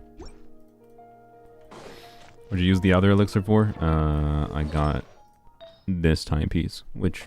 it's okay. It was like a minor upgrade over this timepiece, specifically for like vaporize. Why am I using it right now? Because it just gives me a little bit more. Actually, I guess I should be using the other one, but I don't know, whatever, it doesn't matter. It really doesn't matter. The build I'm using right now is not a ranking optimized build, so I don't really care. Let's go to the thing. Deathmatch good for Arlecchino? Yup. Is indeed. Hey, nice. We can get a standard witch. How exciting. Which EM do you recommend for overload Chevy teams? I mean, if you're technically optimizing it, Chevrolet is not usually a unit Shevers herself was not usually someone built for EM, and neither are most of the units on the team. I do like having some EM on whoever is triggering. Well, I don't know. It depends on what you have going on, right? In the case of like this account where I'm using a Shevers team with Raiden, where Raiden is just like triggering her skill off field. The most relevant way you can get Raiden to deal damage in this kind of team, if you're not using her burst, is by putting her on an EM build, right? So like in this team, I think my Raiden from off field can hit like 15. No, I think it's actually like 17k overloads. I could go test, but right, a decent amount of overload damage from Raiden off field, right? But if we're talking like official instead of Raiden, it makes more sense to just spec into officials like crit talent-based damage, right? Her multipliers of her Ascension passive and whatever, rather than focusing her into EM. Not that EM is doing nothing, per se. But oftentimes official might be applying so much Electro that she's applying the underlying Electro and isn't even triggering the overload reaction herself. Instead, your Pyro units are triggering the reaction. And again, like the same thing, like for Arlecchino, it's going to make way more sense. I don't know why I came up here. It's going to make way more sense to just spec your Arlecchino and full into crit and attack percent. But I don't know. The important thing to keep in mind is like not necessarily build the unit for EM. If they do a meaningful amount of multiplier damage, right? So like Raiden on an EM build in this case, when she's not bursting, makes sense to put on EM because she's her skill from off field. This multiplier, this coordinated attack damage of 84% is very low, right? Like she doesn't get that much value from being able to crit on that really low multiplier. So her reaction damage she can trigger is more worthwhile to spec into, essentially. And technically, like the optimal build in that context is like putting her on full EM of 4-piece tenacity. So using like this piece. I'd have to use an offset goblet, I think I have, yeah. So the crit substats here are whatever, right? But just doing like this piece, and then this piece, and then EM main stat goblet, and then whatever EM and substats would be like the technically optimal build for this team, right, on Raiden. So, anyways. Yap, point being, there is reason to build EM sometimes, but it's not usually the priority.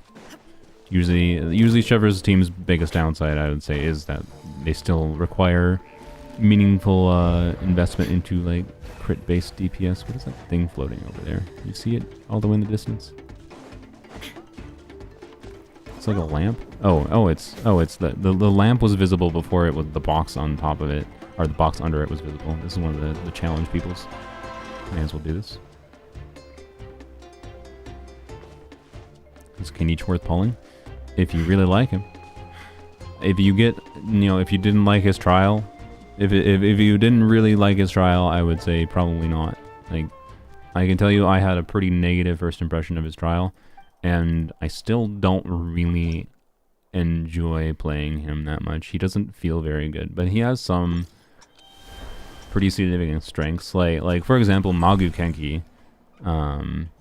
He is very good at dealing with Magu Kenki.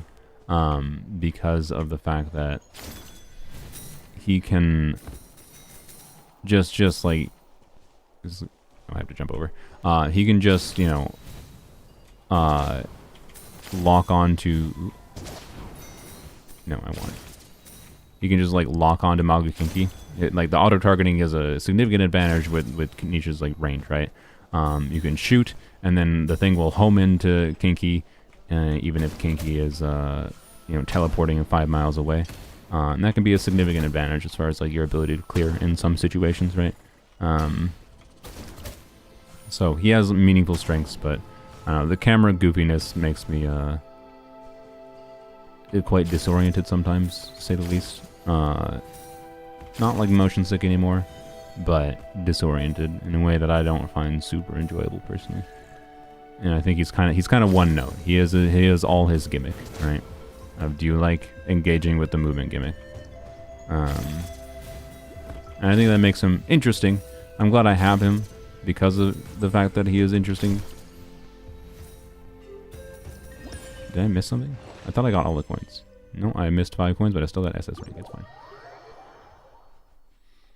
So yeah, yeah, and he has exploration value. I don't know. I think he's a well-designed unit. In my opinion. He does definitely feel like he will likely gain a lot from either the Pyro Archon or maybe Pyro Traveler. Maybe both, being released. So, you know, there might be a little bit of future impact going on there. But is what it is.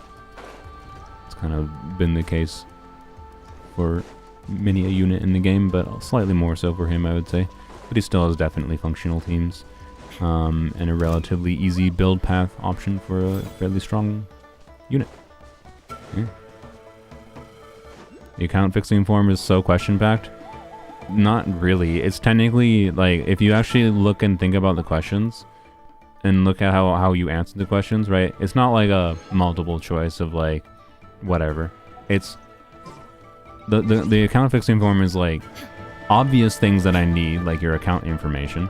And then, like, you know, and some things, like, I don't need on there. Like, I don't technically need... maybe I'll delete it. I don't know. I don't technically need your favorite characters. I put that there because it's a nice reference to have for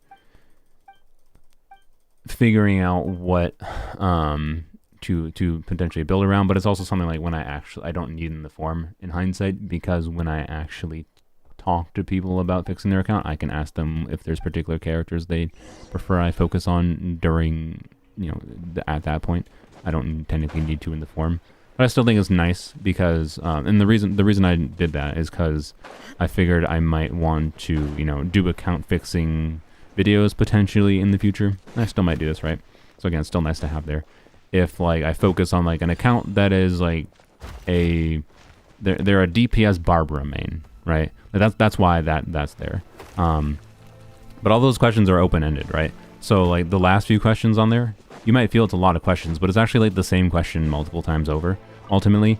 And it's just me trying to be like, here is your opportunity to tell me whatever the frick you want in order to, you know, like, in some way, like, convince me, yes, that your account is worth fixing, but, like, give me as much information as you possibly have that might make me feel like, you know, your account can be a uniquely relevant account to fix, right? And that's kind of all it is. It's just an open-ended form to give you the opportunity to say whatever you want to say. It is really all it is. So you don't even have to answer those, if I recall. I think maybe, I don't remember actually. If I marked things as required, which of the ending questions I marked as required or not, but I don't think many of them were required at the end. I think the only ones that were really required was the first few, but I could be wrong. So, Chaska's kid is out? Wait, really? Is it really? That seems slightly early. Oh, offline beta kit. What? What does offline beta kit mean?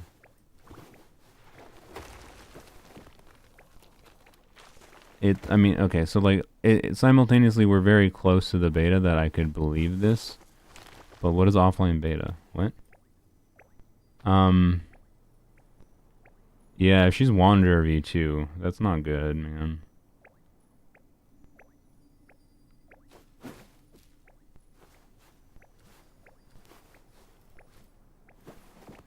I'm reading this right now. When triggering swirl, enemies of his swirl will be marked. Restore energy for teammates? That's interesting.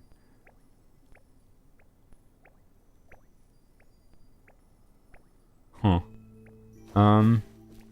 There's a chance that there's a... Ew. Gains attack and... So her talents. Gains attack and damage percent depending on teammate elements. There is a chance that bullets infuse absorb an element. I'm just gonna give... I don't... That talent... Like... That talent implies that this character is probably not Wanderer. This talent implies that this character does something else.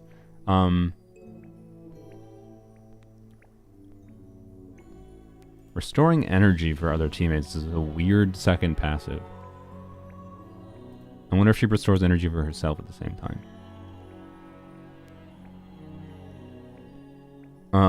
There's no information there as for whether or not like you can consistently get a particular like infusion, like is she can in her bullets like doing a pyro infusion, can she do pyro damage? Is this an animal unit that will deal pyro scaling damage? Like, is she a modal DPS? If she is, this is very much not Wanderer, right? Wanderer just gets buffs from doing different swirls, and his teams are, he has other problems. We're not getting into Wanderer, but like, point is, the baseline description there is actually not that, it's not that specific. So I don't know. I have no meaningful thoughts about whatever that information is all I can say.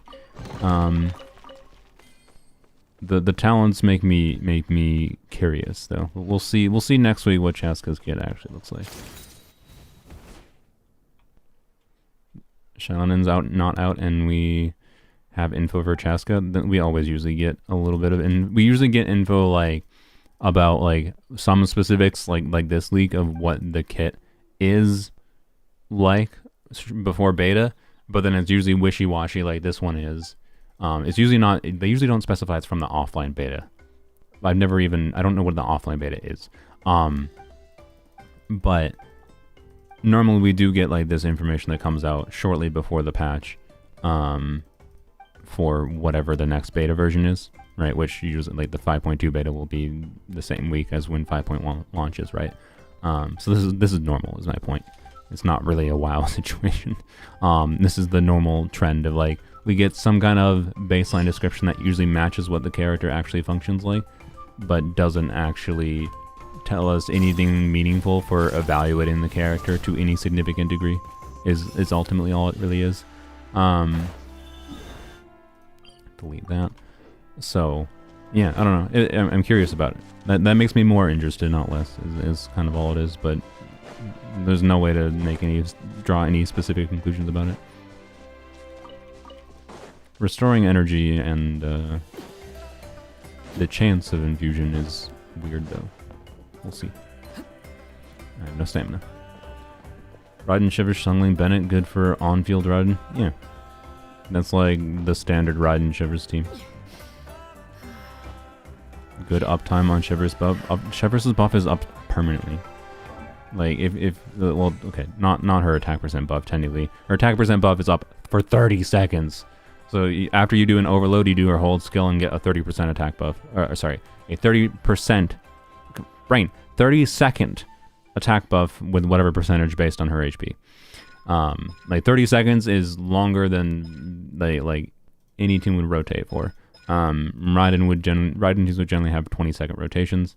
Her cooldown on her skill is 15 seconds. You do one skill per rotation to refresh her thing. But this buff lasting as long as it does also gives you really high flexibility for having high buff uptime on her attack percent buff at least. What you end up having is like this character. This buff is just up as long as you're triggering overloads, right? And then this buff is up as long as you're once every 30 seconds using her skill. And it ends up giving Chevrus a very, very flexible dynamic for different kinds of rotations and adapting to different enemy situations as well, is my general experience. So, no, you don't have to worry about anything. Raiden herself will be proccing plenty of overloads. So she will keep up the passive. You don't need to swap over an electric. You can, to be clear, you can swap out. But if you're going to swap out anyone, like you want to have some off-field pyro going on, because if you don't have any off-field pyro going on, when Raiden is on field, you might lose the buff, right? You need to be triggering overloads at least every 6 seconds. I believe that's how long it is, right? Yeah, you need to be triggering overloads at least every 6 seconds. So if you have an Electro on-fielder, right, you need to have off-field pyro application. If you have a pyro on-fielder, you need to have off-field electro application. You don't need a high amount of it, you just need enough that it triggers consistently. Yeah, so in Raiden's case, you want Xiangling. You don't want to swap out Xiangling. You can consider swapping out Bennett, though, for a second electro, notably Fischl, right? You could do Chevreuse, Fischl, Xiangling, Raiden, instead of Raiden, Bennett, Chevreuse. Obviously, you're going to lose Raiden damage, but you're adding another off-field damage healer that can take advantage of the buffs from Chevreuse. Like, I usually... My favorite Chevreuse team is a non-Bennett Chevreuse team, usually with Arlecchino.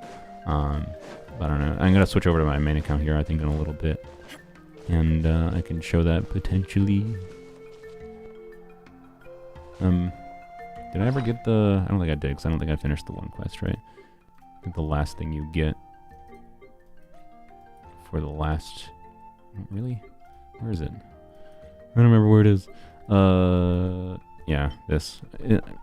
If anyone knows on the top of their head, is it this quest line that completes that?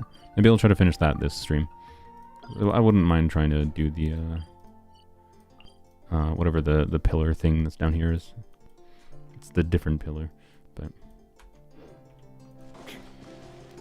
But yeah, Chevreuse is really good at C0. And with C6 she becomes kind of just really, really good.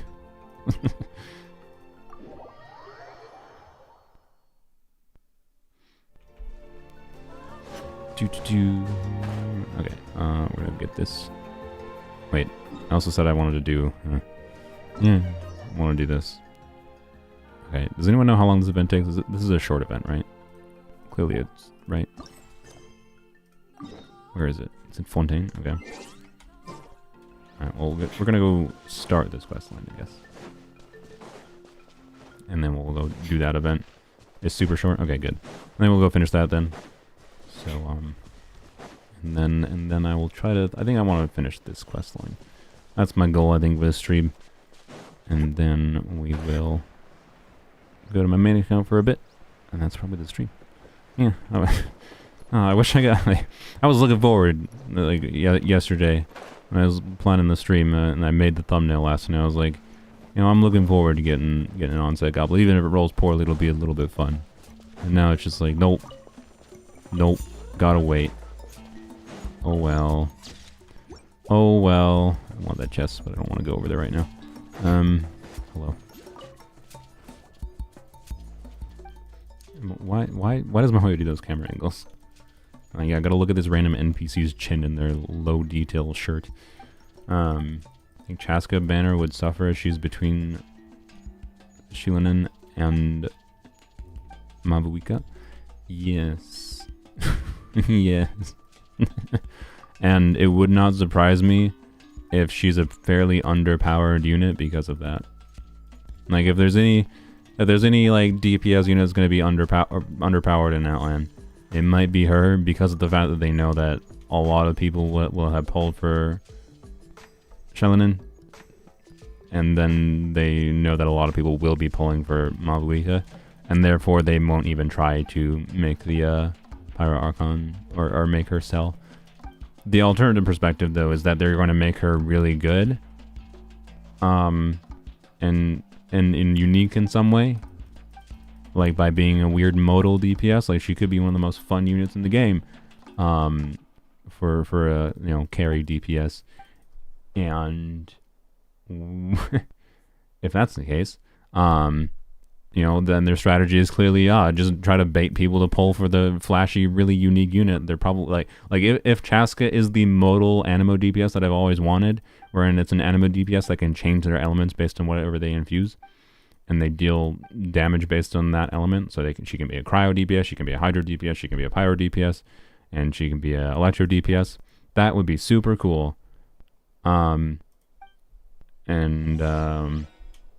Regardless of how her design is to me, like, I really like the color of her design, but, you know, everything else is just kind of I also don't like Shilinen's design either. I'm sorry.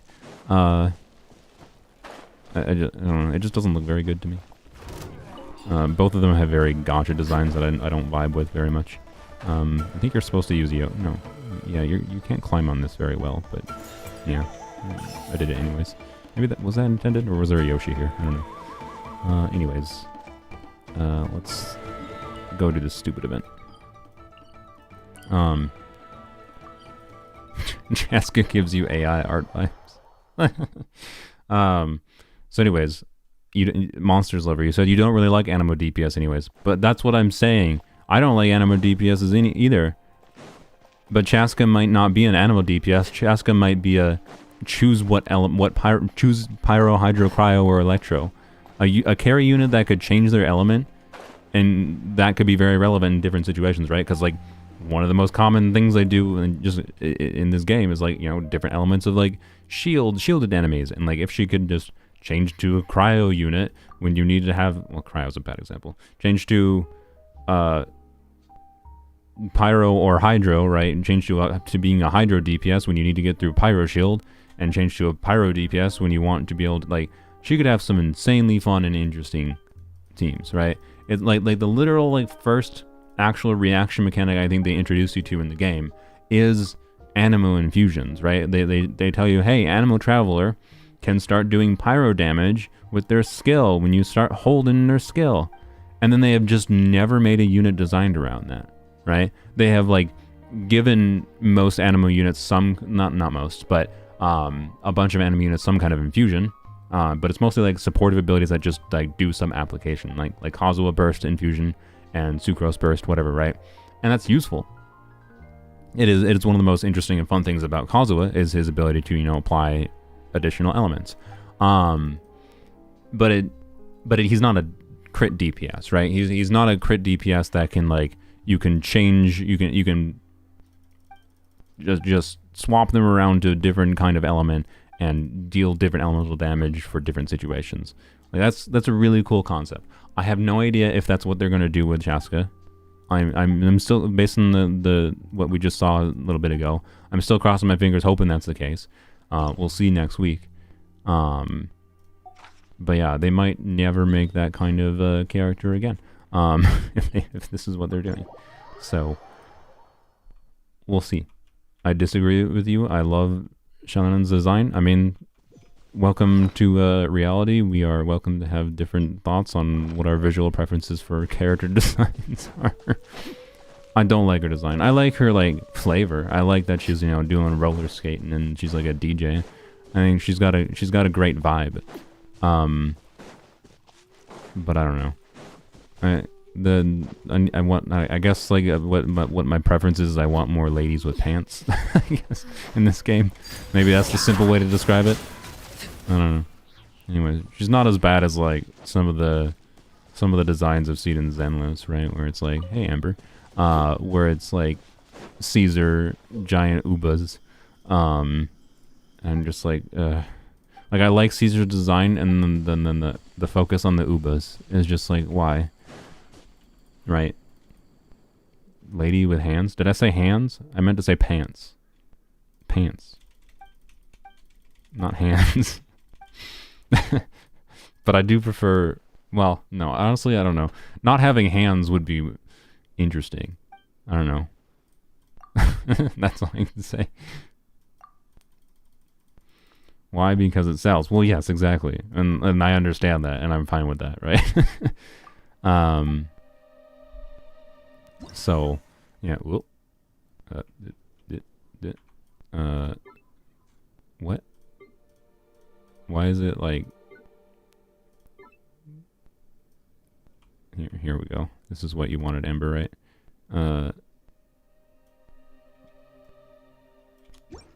Oh, oops. I hit the wrong button. Oh. What?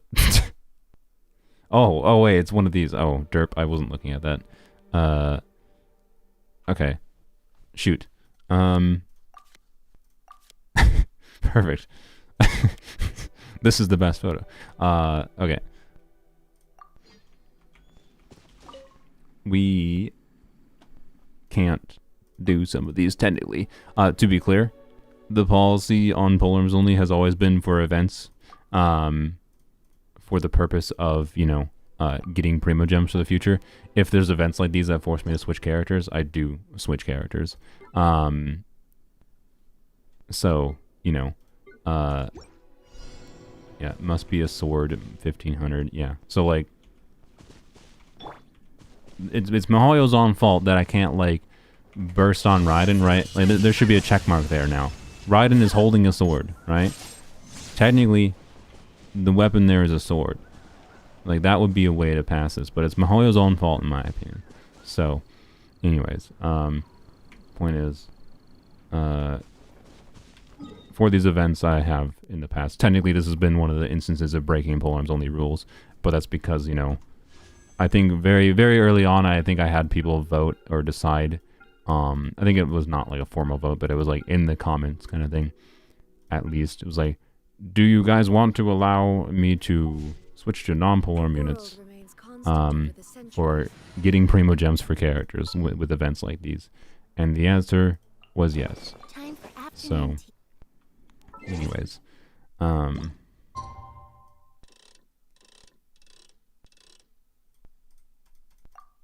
yep. Technically, though, I don't know. We don't need Primo Gems that badly anymore. So, like, it was definitely more of a concern early on than it is now. But my point is more like, we already, like, technically didn't follow the rules per se. But yeah, how many Primo Gems would the real question is, like, how many Primo Gems would I not have had if I didn't, you know, do this? I don't think there's that many events like this. So, like, I think it would have been perfectly fine, right?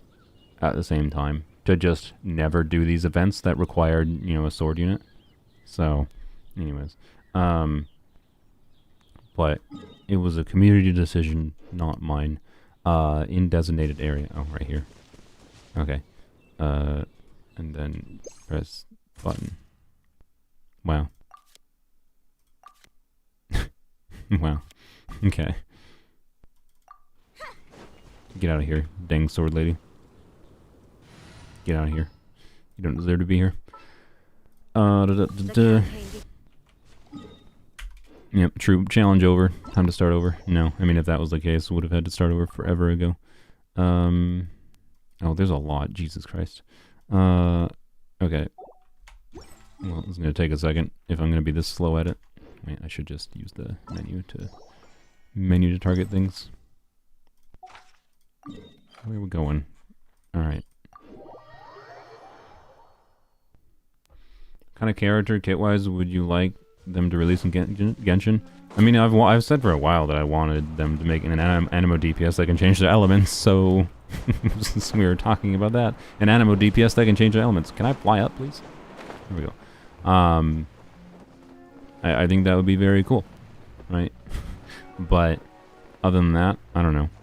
I'm just kind of, at this point, I haven't had many specific thoughts of desires. I want them to release more units like Arlecchino that are very flexible with, like, allowing you to be swapped out, especially. But also just this whole, not just swapped out, but also, like, her whole gimmick of having a resource meter for doing pyro damage with her attacks that isn't just get infusion for X amount of time, but instead is, you know, it is technically time-based, based on, like, getting your hits, but it's based on getting your hits, so, like, you don't get punished for, like, dodging as much. And, like, I don't know. I really, really like how they designed a lot of the things with Arlecchino. So, more Arlecchinos in different elemental types, maybe. But I don't see that as very likely, to be honest. So, anyways. Characters in idle animation. We can do that.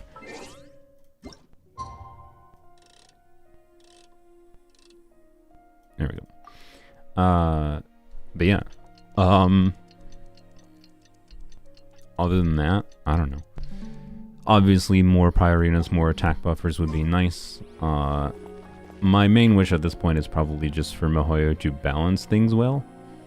And not just hardcore power creep things, which is my main worry right now, because it kind of seems like they have run out of some ideas and are just going down, particularly with artifacts. Like that's one thing I would like to really see them do, is do more than character kits, do more with their artifact system, right? Because the artifact system has a whole lot more potential than just what they do with it. Because like almost every artifact set in the game, right, is just insert amount of stats that character gets based on specific trigger condition, right? That's what their artifact design is like, and that's extremely boring. But there are interesting sets in the game, like Thundering Fury, which gives cooldown reduction. This is a really, really interesting set to think about and have fun with characters in different ways. They don't want to design character sets like this though, because it makes it harder for them to design characters, because they don't want people to like have options for using different characters. They want to like design a character in a way that players only use in one way, and they just fall into the gacha mindset of like farming the new signature artifact set that they release for the character that is slightly better than other artifact sets for them, you know, right? Like that's what they want you. They want you to fall into that pattern. So I don't see that changing anytime soon, but it's what I'd really like to see. I want them to be more creative with artifact sets more than anything, honestly, as far as how characters can be used goes. I think that matters more than like the potential of doing more with the artifacts matters more than you would think, in my opinion, for what the experience of using characters would be. But I don't see them doing it. So, you know, all I can hope is they just keep on having interesting ideas for character kits. That's kind of it. I think they've done a pretty good job at that thus far, but we'll see how Natlan be. Honestly, the Natlan units thus far are kind of just like they're whatever.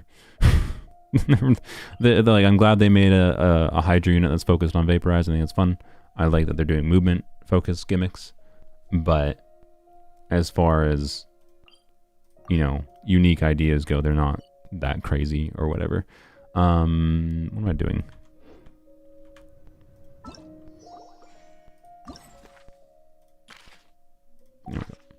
Characters from Leeway or Traveler. Or Traveler. That's interesting. Well, I think we can do that, at least.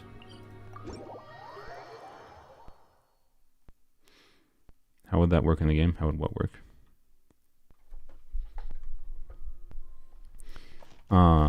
Yeah, so I don't know. The Natlan characters have been interesting. Like I can appreciate what they're doing with them, but they're not that like crazy, right? Like how truly different is the experience of doing vape Mualani versus doing forward vape Yelan with, you know, skill vape Yelan? For me, the general experience is not that different, right? So, anyways. Gonna do a no wishing account. Which 5-star should you choose? Oh boy. On a no wish account, huh?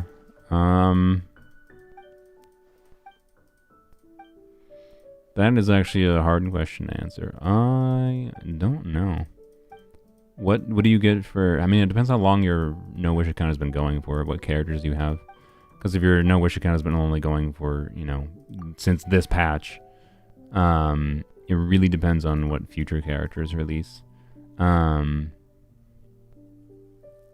Being that Saincho is available, Dendron Traveler is available, I think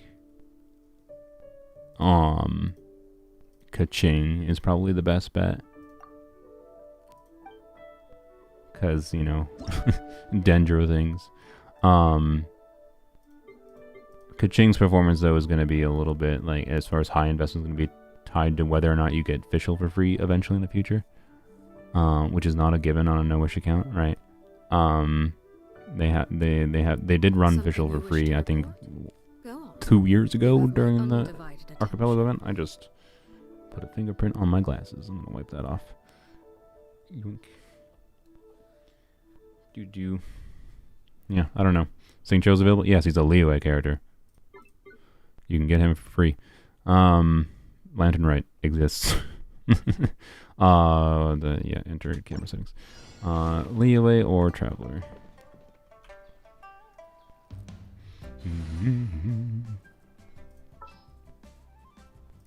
Look, What here's a exactly chat. is teamwork? Wait. It's obviously funnier to do Xiongling. Where is she? There she is. There we go.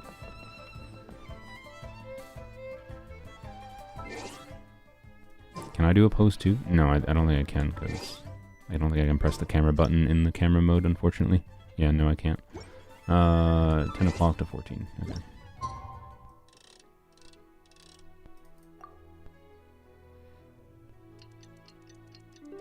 Bro is flexing his shit, huh? Yeah, flexing that I played Polearms Only for that long. Just, which is ridiculous, because like Shenhe, what's crazy, it's been that long since Shenhe reran, right? And at the time Shenhe reran, right? At the time Shenhe reran, this was the last 5-star. This was the last character. This like when Shenhe banner reran, this was the only polearm unit I didn't have. Right? When her banner reran, she was the only polearm unit I didn't have. She was the last one. She was like the completing the polearm collection.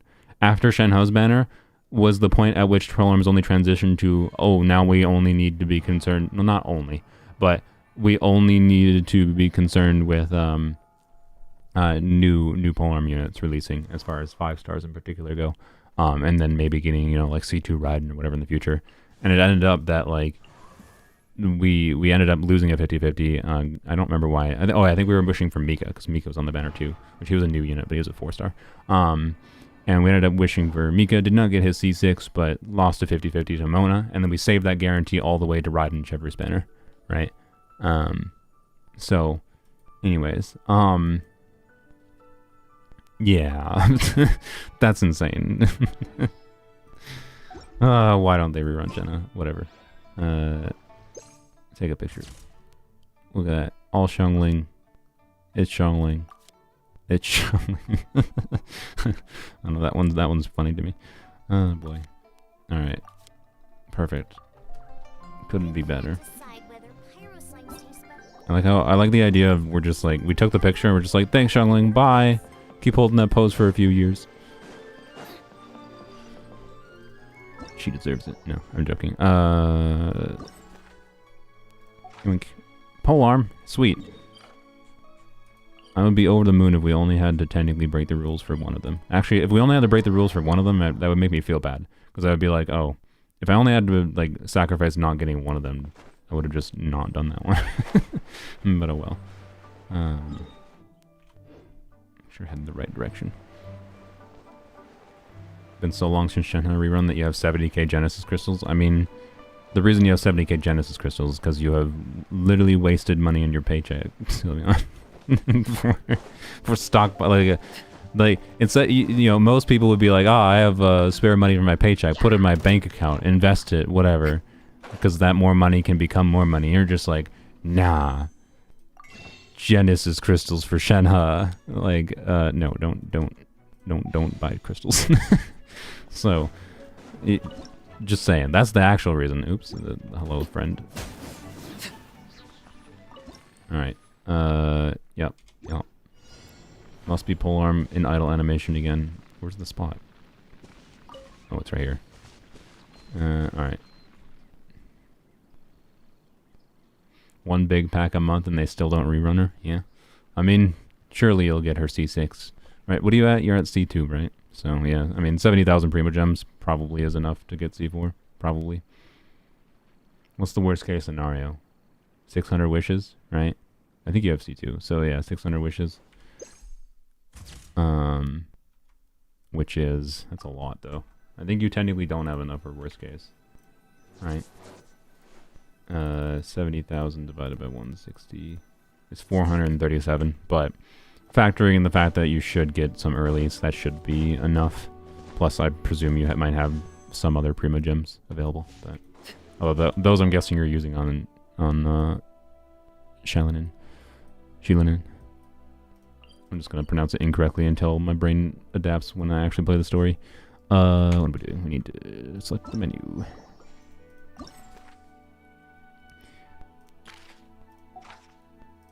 Claymore or Traveler. Well, there we go. Worst case scenario is the 70k and extra big pack, but it's basically guaranteed at that point. Yeah. Is it Shilinen? I don't know exactly. I will try to pronounce it however it's actually pronounced in game. People have been saying it's pronounced a particular way, but I don't know. I think her name was said once in game already, to be clear, but I didn't glom onto that because it was said once passingly during the one little bit in the story. So, you know. But yeah, I think it is Shilinin. I like Shalinin more, to be honest. I think it's a better sounding name. And then my English brain thinks X's are Z's. So, or Z phonemes, I mean. There's no X phoneme. Yeah, exactly, Spinley. It's just Xilone. Yes. Settings fine. Alright. Must be a claymore or travelers present. Okay. Well. Wait. Let's minimize the time we have to have an affront to reality present. Do this first. I'll just call it Tiger Mommy. Yeah, that works too. I think it's closer to Chi than She, but it's hard to pronounce. Interesting. Chilinin. Something like that, maybe. Pressing the wrong buttons, need to switch characters. Alright, which sword or... Wait, no, it's a Traveler Claymore, not sword. Okay. Which Claymore user is closest to a polearm user?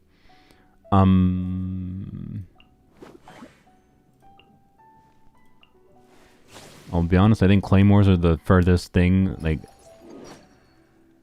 as far as, like, categories of weapons go, I'd say Claymores are, like, on opposite ends of, like, the weapon spectrum from polearms.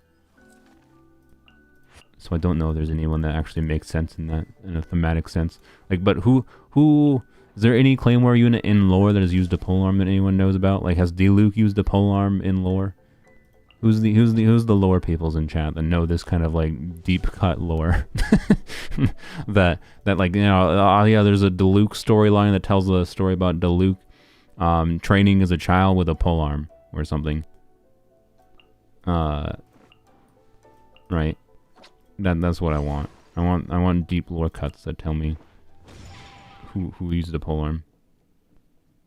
Diluc most likely has, but what's the reasoning? Why Beto? Noel Claymore could be like a polearm. I don't know.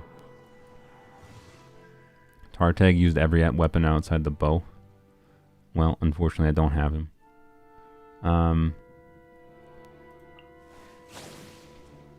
Sun Yan is friends with Yunjin. Oh yeah, true. I'm down with this lore logic. Sun Yan can be an honorary polearm member for the purpose of taking photos because of the fact that she is friends with Yunjin. And, you know, if you're friends with someone and, like, you know, she's a polearm user, like, 100% at some point, Sun Yan would have been like, hey, Yunjin, can I, like, do whatever with your polearm? I want to, like, try, like, whatever, right? That's just, like, would come up throughout the existence of friendships, right? Oh, yeah, so, like, there you go. I like this lore idea. Bam. She's an honorary polearm unit for the purpose of that photo. Perfect. Alright, now get out of my sight. Is it worth keeping physical goblets? I mean, yes. Why would you throw them away? Like, if it's a good physical goblet one, like, I'm not saying you can keep every physical goblet under the sun, but, you know, you might eventually want one. So, you know, you may as well keep the ones that are relevant.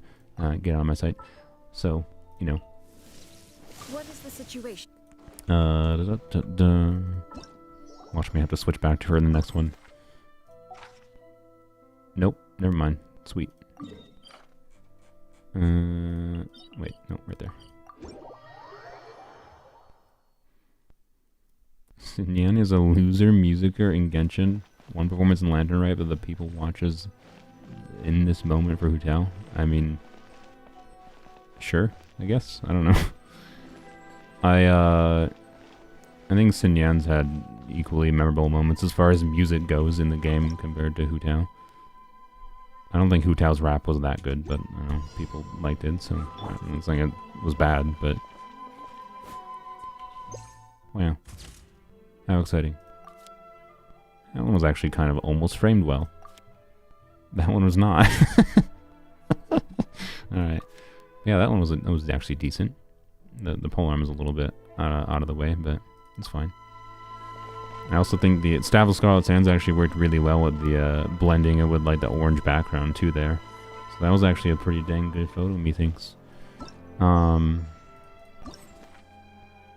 got a nice picture of Lisa there. Congrats.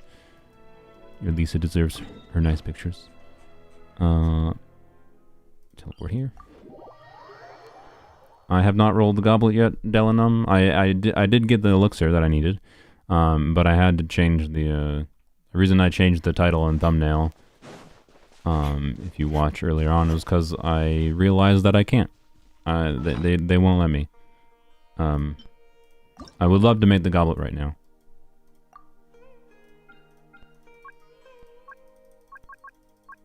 I have the elixirs, and they like I don't get it. I don't get it. Why? Like they already heavily limit the elixirs. Why like I could still use them for other goblets, right? Or other pieces. Why are they punishing you for trying to like whatever, right? Whatever.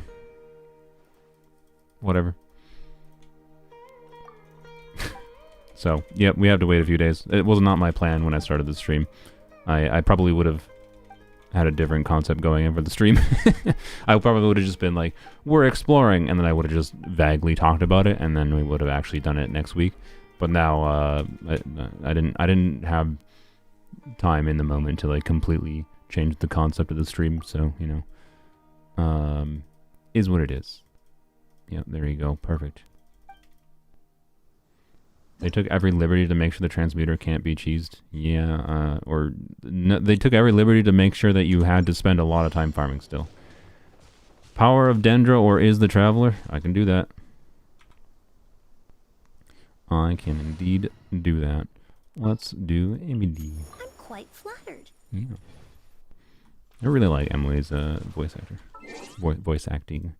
Not the I don't know anything about the voice actor, quite frankly. So I can't say anything about that, but I'm quite flattered. It's just, I don't know. It hits right. That's all I can say. Made crit damage hat because it was the most important thing for your character. Yeah, I think circlets are one of the more valuable ones to go for because even if circlets roll poorly, the fact that circlets give so much of their value in the main stat, I think mitigates the risk of going for them a lot. But also they can still be miserable to get the right combination of substats for. And just having the ability to choose, you know, a crit damage or crit rate main stat and then the other crit in the secondary stat and then, you know, HP, attack percent, EM, ER for the last stat is a pretty big deal. I suspect most, on my main account, I suspect I'll use most elixirs for them. Okay, Emily just blocking Kali there. Nice. Perfect. Perfect photos. Very nice. Alrighty. Next. Must be a polearm. Let's go. Walking or running in designated area. In the desert. Alright. Was Candace by release for Sino like Sarah for Raiden? I mean, no. If their intention was Candace to be really good with Sino, they failed. They definitely failed.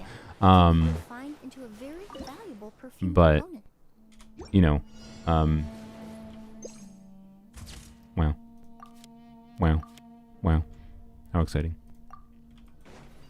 Should get Shilinin or Hu Tao. I'm willing to bet Shilinin will be more valuable to most people's accounts, but it will depend on your other characters and general needs for like how much you would need carry units, whatever. Must be a bow or the Traveler's Present. Well, all right. Which character, which bow user is now? It'd be Child. We don't have Child, but which bow user that isn't Child, that is someone we have available, would use a polearm. We gotta use the same logic we did for Xinyan. Well, Lynette. Sethos? Do I have Sethos? I don't know if I have Sethos. On Polearms Only. Why Sethos? Why would Sethos be a polearm user? Is there something about him that I don't know about? Come on. Yep. Oh, he literally uses a polearm in Sino Square? Perfect! Do we have him, though? if we don't have them, this would be reason to get Sethos and Polearms Only. Not an actual real reason, but just because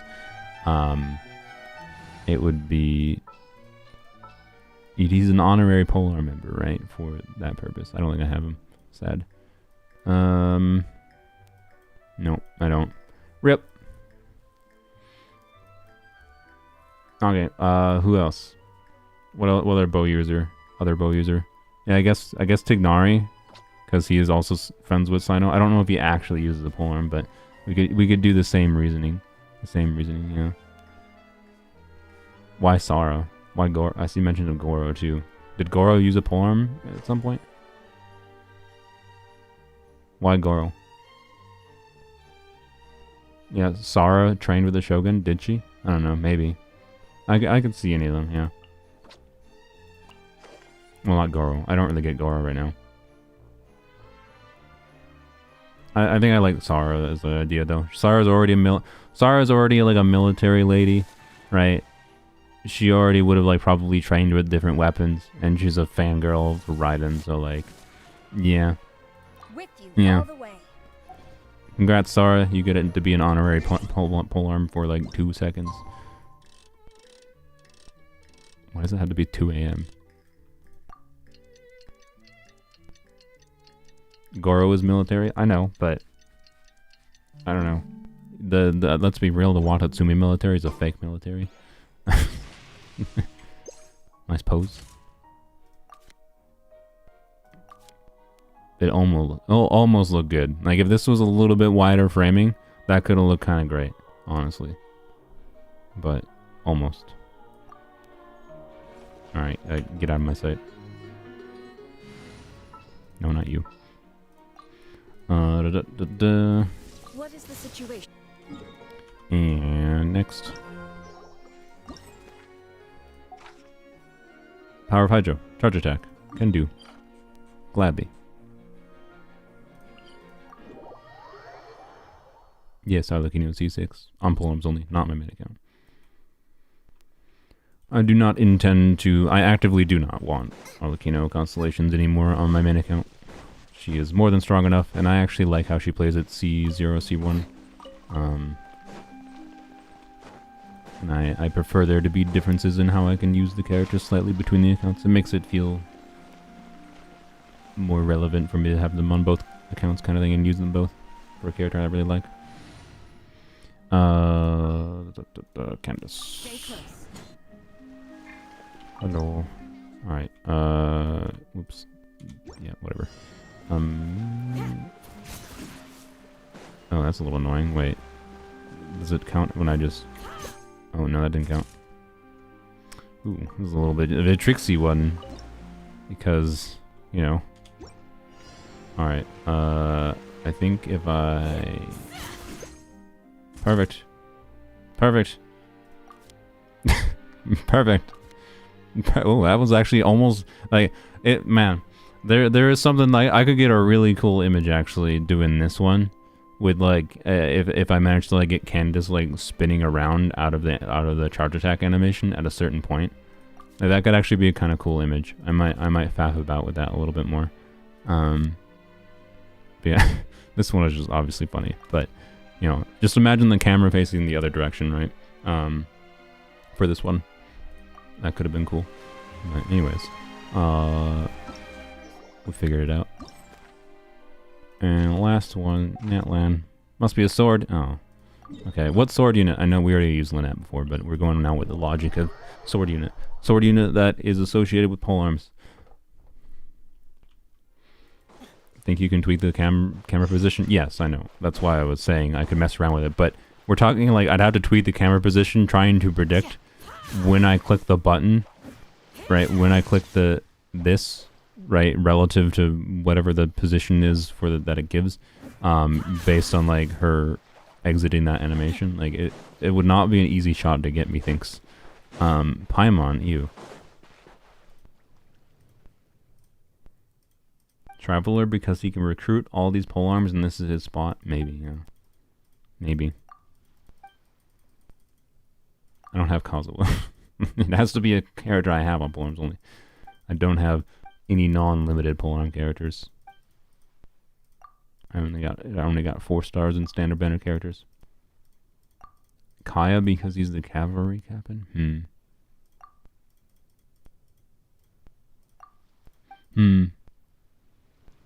Paimon has a polearm in early promo materials, so Traveler. Paimon does? Okay. Lynette, yeah, I mean Lynette might. I don't know if Lynette doesn't like have that much of a combatant presence though. I feel like Kaya might make more sense, right? Because him being the cavalry, like the cavalry, horseback, right? Isn't like using a spear on horseback more common than using a sword? Like he's probably trained with a spear. He's probably trained with a polearm, right? If he's doing cavalry things, in my opinion, or a lance, which same difference, in the polearm category. So I think I like the Kaya. I like the Kaya take. Kaya gets to be the honorary polearm here. Congrats, Kaya. Ready when you are.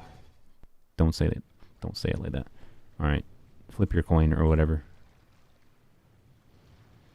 Lynette uses Arlecchino's battle style. Well, we used Lynette earlier, technically. So that just means Lynette counted as an honorary polearm when we used her earlier.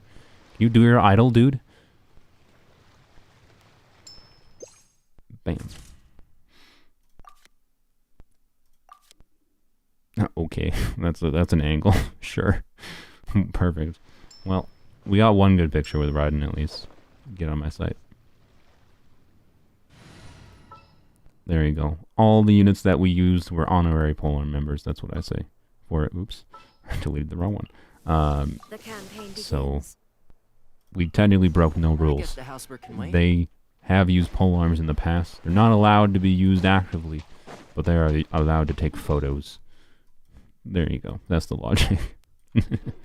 Claim or garbage, I suppose. Oh, there's one more. Frick. Well, we can do that one. Good. Never mind.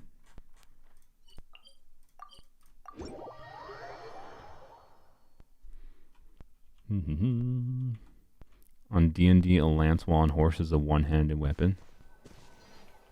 I don't know if that matters for this, but, I do agree with the idea. Bam. Power Pyro. Charge attack.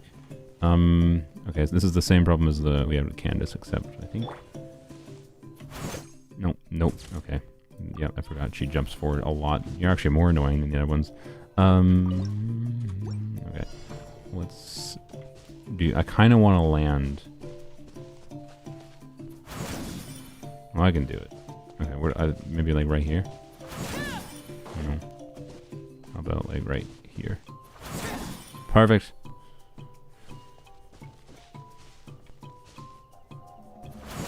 Oh, I missed.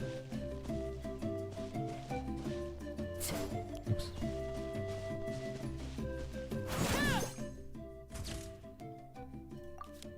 Well, that was pretty decent. Not perfect. Like, it would need to be a little bit shifted, I think. But it's not bad. That one, the idea was there. I like the idea. Anyways. There we go. Now we're done. How exciting. Claim the garbage. By the way, I have to do this on my main account too, so... Yay. Alright, how exciting. Yay, we're done. Okay, was there anything else I said I was going to do on Polearms Only? I don't remember. I can't promise you'll like what you see. Good enough is all you need for this event. Yep, indeed. I might try to get that Candace picture gave me ideas. Like, now the photographer... I am a bit of a hobbyist photographer, although I really have not been very good at trying to force myself. Like, I have some not cheap camera equipment, right?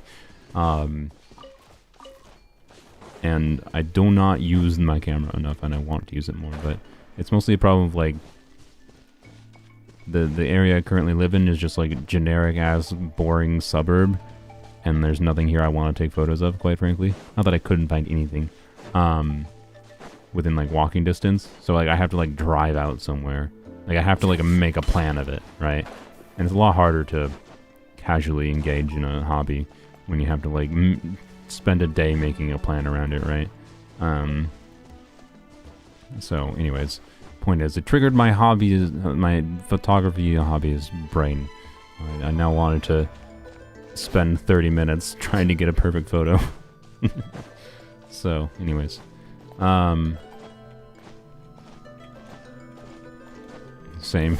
Going out and doing it is a bit of chore sometimes. Yep. So I would love to live somewhere eventually where like I just like can go out and take pictures of just be in an environment that I enjoy, just walking around and taking pictures of different things. So, anyways, yeah, I would most likely want to just go like on some kind of like hiking trail, maybe. Be the easiest way for me. But anyways, someday, not right now. We're gonna go to my min account, I think, and then we will do some boring things there, and that'll be the stream. And then yeah. By the way, for tomorrow I do plan on. I think I'm gonna try to finish editing the Shao video today, and then get that uploaded for tomorrow, and then I will do the part 2 of the account fixing on Ash's account tomorrow. I don't know why I'm on the wishing screen, but yeah, part two of Ash's account fixing video. We'll see where we get. The goal is to do a little bit more farming, finish leveling up some things, and we'll see where we get in the like current Abyss cycle. I do think their account has the capability. Don't make any trouble. Wanna fight, huh? You're not qualified.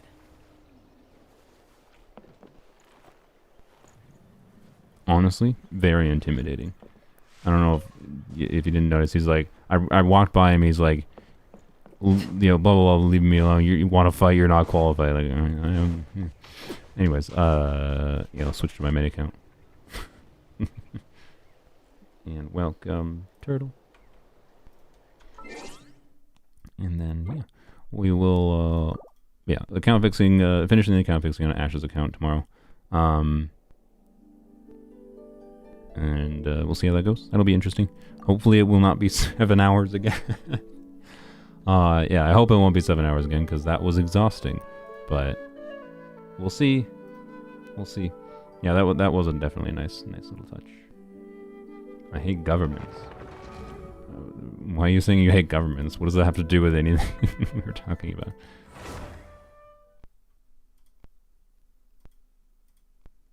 How old am I? 78. You trying to be the Ziox of Arlecchino? I don't know, maybe. Is that what Ziox is trying to do? Is Ziox trying to get #1 Shao? Oops. Wrong button. Bam. There we go. Hey, look at the idea. Damn.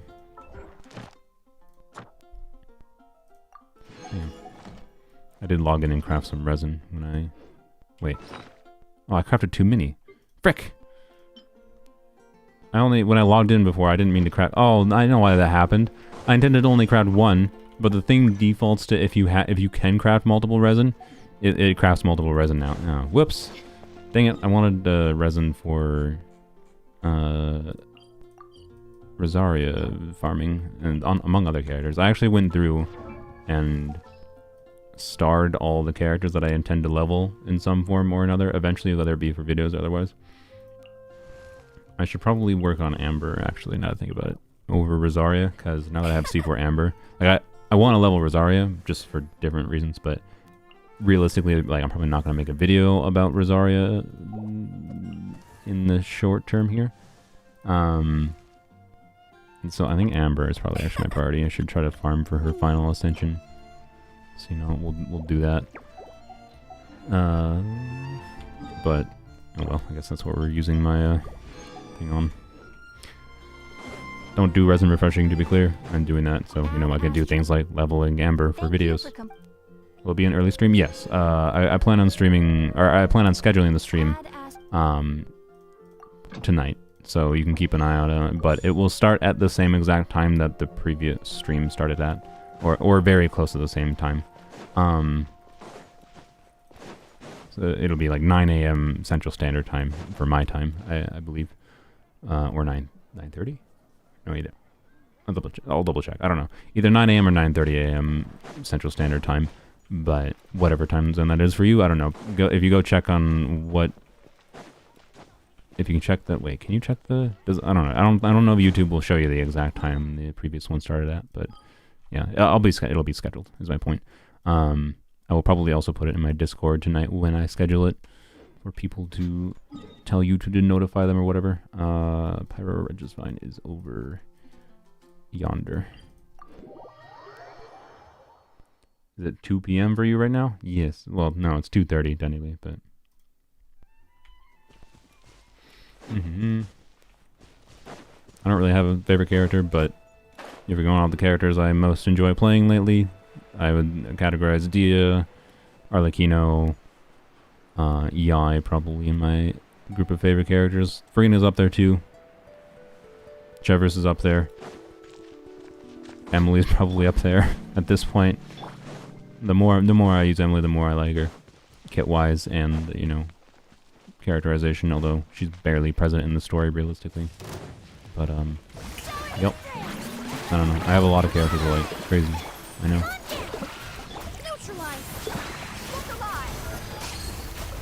Alright. Goodbye.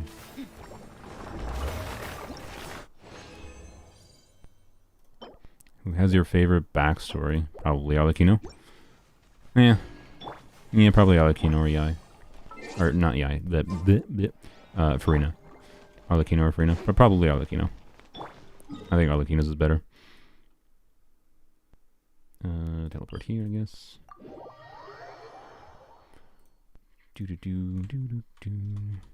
What do I do with my resin? I guess, okay, so the smart thing to do with my resin, since I accidentally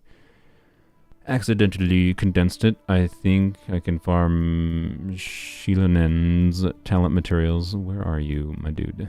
There you are.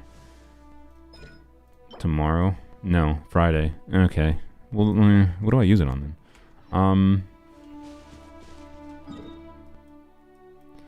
You know what, I guess I'll just farm artifacts. I don't really care that much about farming artifacts right now, and I could probably find a character's talent materials to farm for, but I don't really feel like figuring out or deciding. Wait. What about Amber? Since Amber is a character I'm going to make a video on soon. TM. I can't farm that today. Okay. Frick. What do I want to do with Amber? Oh, I kind of already have. Do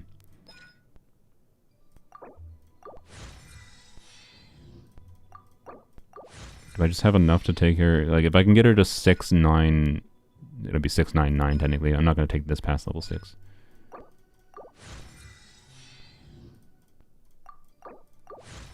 Okay. Well, never mind. Don't need to farm Amber. Okay. Yeah, we'll make an Amber video soon. Another one, because now I have C4. I think that should make her a bit more fun. Still hard to play. Not, amazing. But, want to level her up to 80 at least, though. Get her final ascension. Yeah, I guess I will level Baron Bunny to 9, because how could I not? Sun's out, guns out. I guess I don't need to farm anything for that, though. So, anyone else? I don't know. Rosaria, I don't think I need to, because I think I already had a bunch of those, too. Yeah. I mean, I do actually need a little bit of those, but obviously I can't farm those today anyways. Man, why can't you just farm talent materials any day? It's stupid. Yeah. No one else I think is the priority right now. Like, Gaming eventually. TM suit. Well, okay. Oh, that's Shenhe materials. I farmed Shenhe's materials so long ago. But maybe I'll need more of them if I level up Gaming.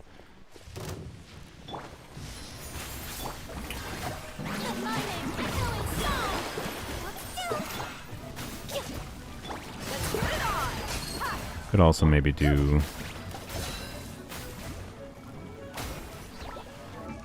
I do kind of want to take. So I had the materials to level up Siege Queen's Burst to 9, so I just did that a little while ago.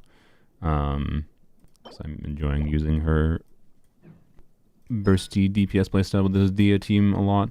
I'm not going to crown it, but it bothers me not having her skill level 9 as well. So I want to take it to level 9, even though it's not really worth it. I could technically farm that, I guess, but I don't really want to do that right now, though. It doesn't actually matter. Yeah. I think I'm just gonna... We'll just do artifacts. We'll just do artifacts. Wow. Quality. Alright, perfect. That's fine. One more, or... I'll be able to make... probably... Amber video is probably not going to be this week, obviously. But, yeah, Ember video will probably be next week. Asterisks, maybe. I don't know. It depends on what I do for Xylonin. It might have to wait. I don't know. It'll be during this month because she's in the shop this month. That's what I will say. So yeah, I guess I don't know, just artifacts because I don't really need to farm this much for this domain, but at least I know what I'm looking for, and it's basically a crit damage circlet that has HP percent substat, and ideally EM. ER would be a nice bonus. And then HP timepiece with crit damage EM. That's what I'm looking for. Only thing I care about from this domain at this point, really. Getting other flowers and feathers, that could be an upgrade for like Kanich or whatever, would be cool, I guess. But not really necessary for me at this point, personally.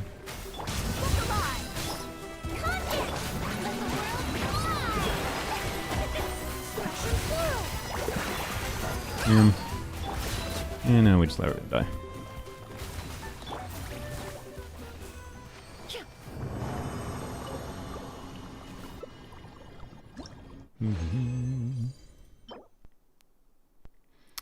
Well, that's a troll and a half, I will say. Like, yeah, flat HP, crit damage, EM, and then like ER is the last line would have technically been the ideal. And it just trolled me and gave me crit rate, which is a dead stat for what I plan on doing with Mulanni, which I want to have a sacrificial jade build on that set of Mulanni eventually. So that is definitely a bit of a troll.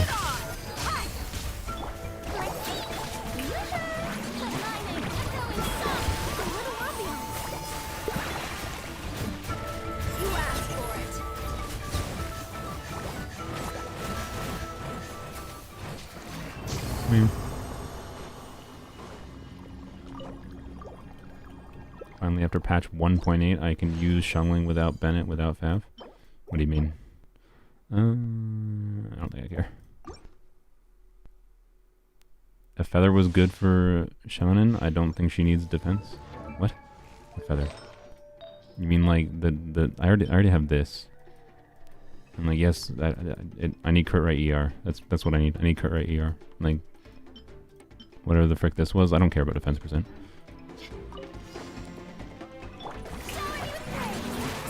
That percent would be like a nice bonus on top of crit rate ER.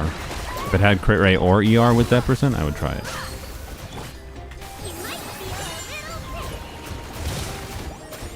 I think I didn't get level 2 on Emily's skill because I'm dumb. Yeah, I didn't. That's my bad. That's my bad. It's fine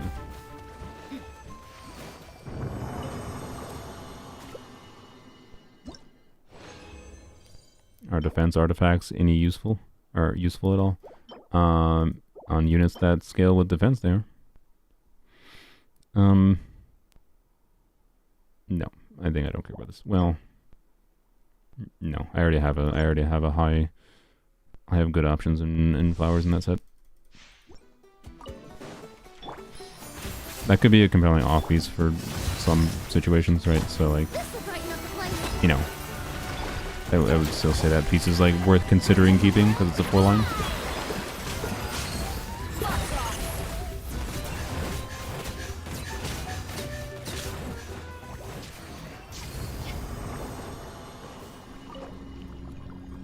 There we go.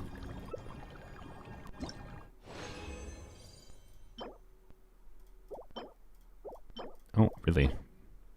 Well, that's interesting. You give me a healing bonus ER piece after I finally... Okay. Okay. Well. Alright, well, first of all, let's see this one piece. This is... If it rolls crit damage... Nope. Could have been my Mulanni piece. even with a crit rate dead stat.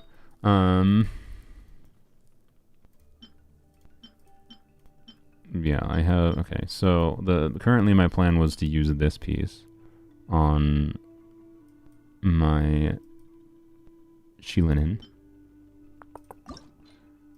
If this rolls crit rate though, times 2. Oh, and then he had a bad roll. Well.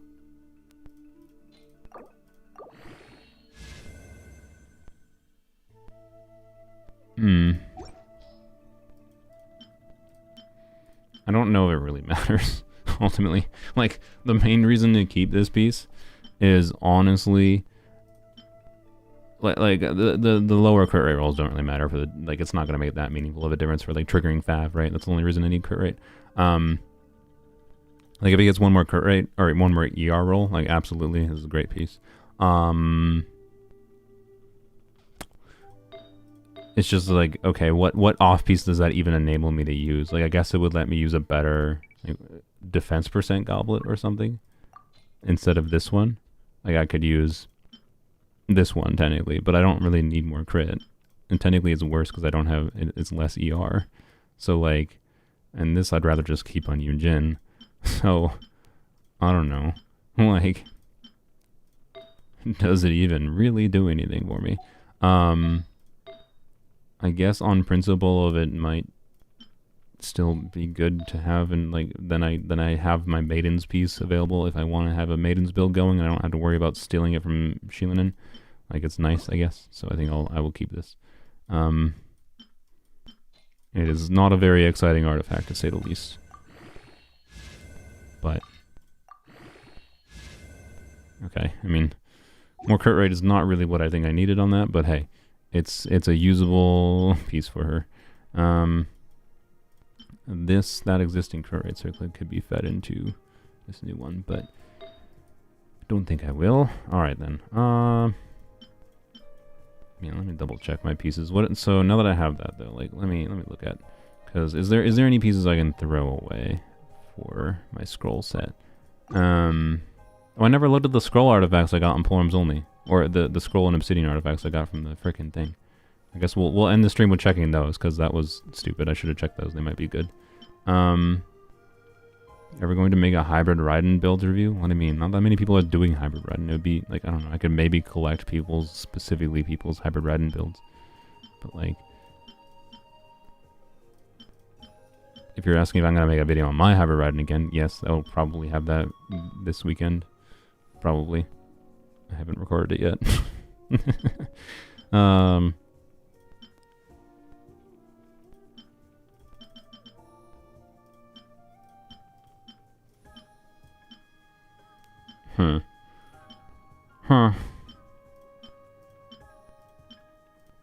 I could use this as extra XP, I guess, because I don't know. It's got crit rate and a bunch of ER. I don't really want to throw it away. It's a really good fat piece.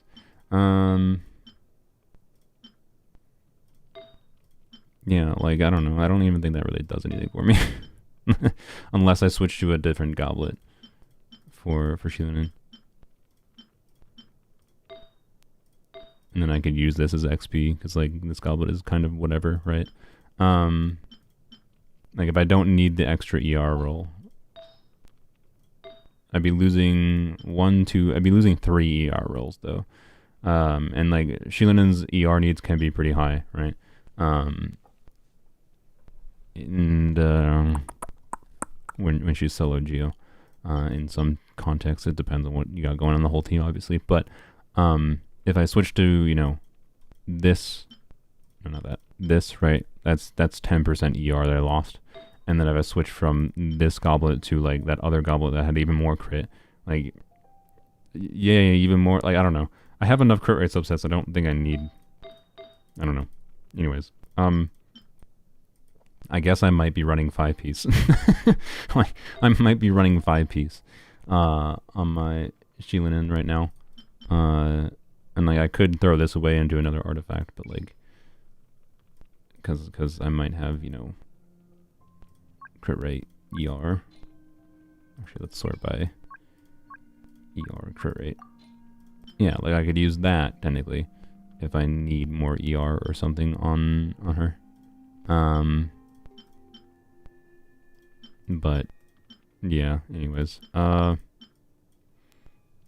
seem to be of none of this is of vital importance, is what I would say, as far as optimizing my Shielinen's build. It's just give her enough ER that she can always burst, and I'm happy. It's kind of all it is. And getting those extra crit rate rolls on that technically means I could go use this instead of this piece on her. So it has a little bit more crit rate, less ER, but then I can just switch from this, no, not that.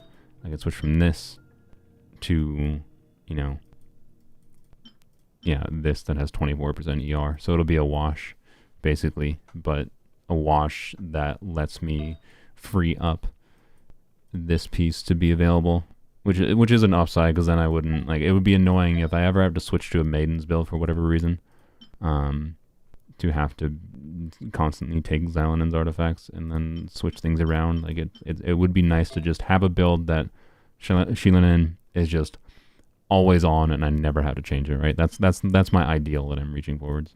Where the only reason I'd have to change her build is if I want to DPS her, right? So, anyways, really enjoyed the idea of hyper riding when I saw your video, and I built yours in the same way. Nice. You know, I'll take a peek at it real quick here. Why not? Why not, for funsies? I'm down to look at a hyper riding. Do a quick, spontaneous review of a hybrid riding. Well, you want a level 90 hybrid riding for sure. Ooh, 100% crit rate, exactly. That looks very nice. I like it. Wow, this freaking okay, so you have a very high amount of crit. That's impressive. You will probably want more ER is probably my only thing I would say. So if you have, you know, some like emblem, flower, or feather, for example, that also I like how this flower and feather are like exactly the same artifact. 33 EM, 5.8 ER, almost the same amount of crit. What? Anyways, like you're not gonna notice that much sacrificing a little bit of crit rate, right? In favor of some more ER.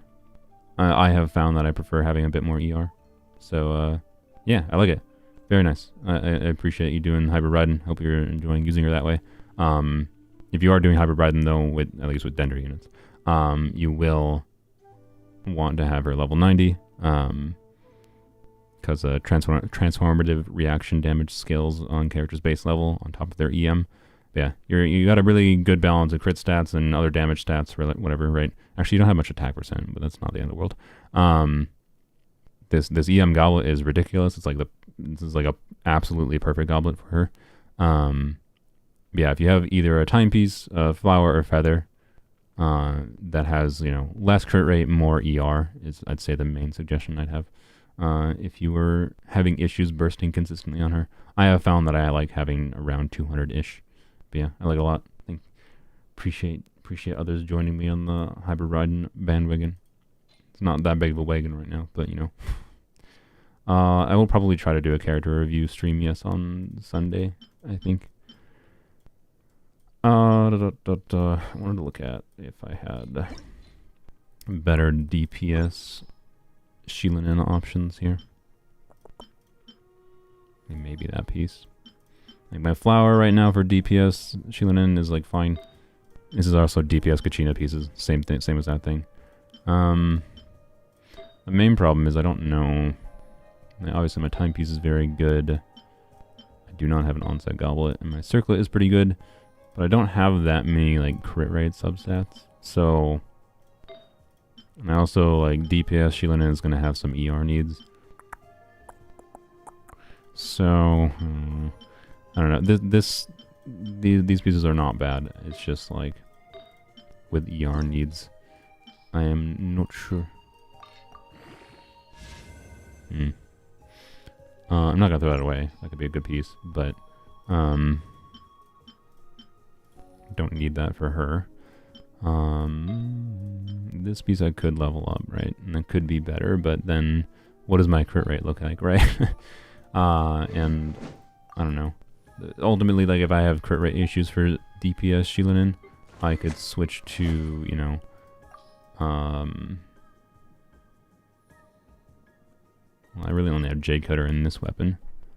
This only benefits a normal attack. I'd be doing plunge, to be clear. This is like okay. I don't know. Like, then this is better, but then like she's probably, I don't know, would she overcap crit rate if I did this? Let's check. She doesn't assign with crit rate or anything, so it's not like the same issue Mulaney might have with this weapon, for example. Let's use, let's find a sword unit. It uses a placeholder. I was originally considering just doing, to be clear, a craftable weapon build on her, but realistically, I don't think I will actually play DPS Shilinin for more than one video. And Jade Cutter's still going to be a good option, right? Wait. There we go. We can use you. So, yeah, the PlayStation weapon that doesn't work on PC. Yay. So you yoink that. And then we equip that. We equip. Okay, well, first of all, figure out goblet situation. I don't know, you know, my def percent goblet might be better. I don't know. This might be, and with Jade Cutter in particular, that might be better. But my def percent goblet is also pretty good. And like we'll be using Farina. And it's not like I won't have that much defense buffing going on, so my def goblet might actually be better. We're going to equip that temporarily. That. And then that. And then, yeah, feather situation then would be, okay, is this piece here worth leveling, essentially? We are over cap crit rates, so yes. So I was correct. This would not be worth using. With Jade Cutter, which I think is fine. Yeah, we can just use my Noel's goblet instead. It's fine. Losing the ER, so yeah, it's really just a question of like, what does my ER situation look like? There we go. See, that would be perfect. Def Geo crit. Yeah, I think that's pretty good. So yeah, level up this, I guess. Yeah, if I was using the craftable though, the craftable sword, what is it called? Didn't we get one for free? I think we did, right? Did we not get one for free? Oh, they didn't give us a sword for free. Ew. Okay, well, that's annoying. The desert's So the craftable is like good.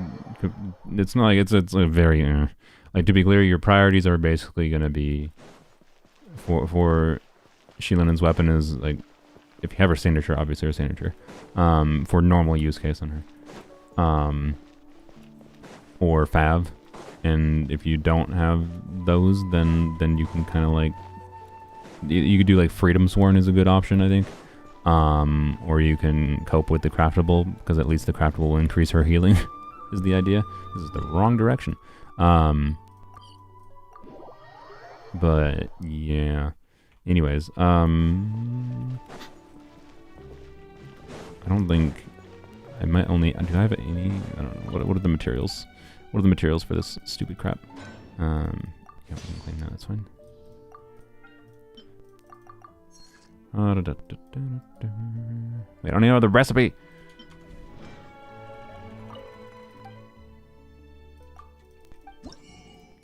Yep, that weapon. There we go. Yeah. Buy it. Buy the weapon. All right, or buy the diagram. I'll actually buy a diagram for this too. I would buy the diagram for that, but I don't have the flowers, so that's fine. What am I doing? I have one. Okay. One billet. Well, that I already knew, but this is annoying. Found an Elenus? Really? Okay.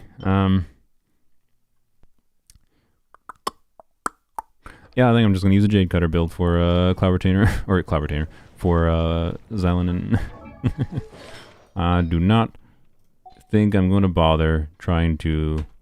I don't know. I think I used most of my sword builds that I had. Oh no, I still have a bunch of these, so I could convert them, but I'd have to use it to get R5 of that weapon. For DPS Shilinin, I'd have to craft 4 of them. And I think the way my artifacts are looking out, the Jade Cutter build I have is going to be better anyways, right? Is my feeling. Even like the Jade Cutter passive, to be clear, does nothing for her. We're just using it as a crit stat stick. For her DPS playstyle. So like the damage number you see on screen would probably be bigger if I used the craftable, but this will give meaningfully higher, probably average damage numbers, and works better with the artifacts I have. Particularly if this levels heavily into crit damage. And also I might need the ER. I really might need the ER. Not that the ER situation isn't terrible with this piece, but it's not great, is what I would say. So, you know. I don't know, we'll level it. Well, I mean, I did ask for ER. It's a max roll. I can't complain.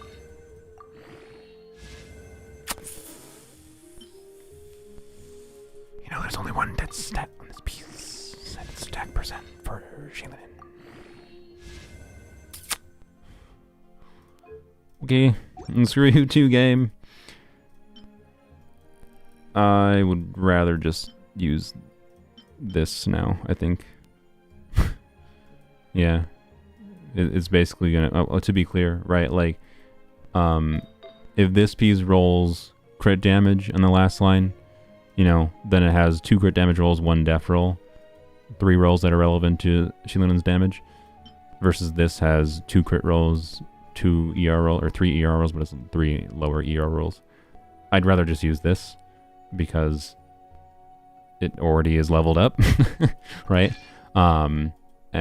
And that would be on the, like, I'd have to spend a whole bunch of whole bunch of like fodder leveling this to 20 just for like and if it's a defense roll or a crit damage roll, it probably would be an upgrade, and like maybe an ER roll would be fine too, but like a minor enough upgrade compared to this one that's just extremely whatever. The two attack rolls kind of killed that.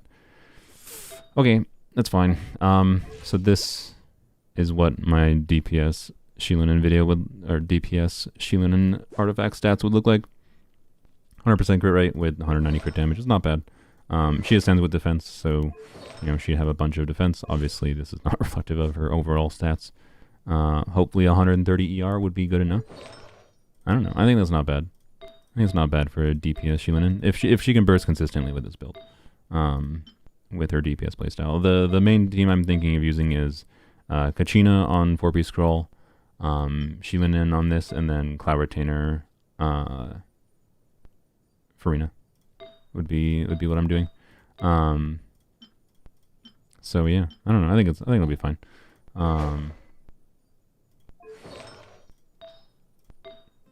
Yeah, I don't know.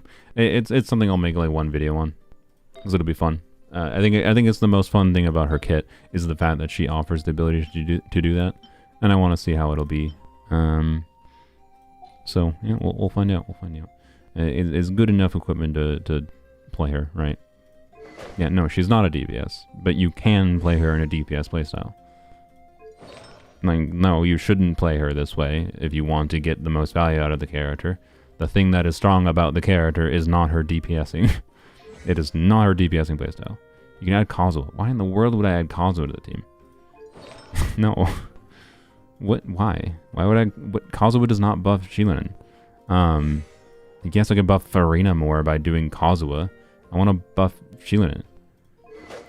So, anyways,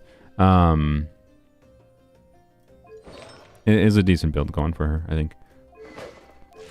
On the support set, what?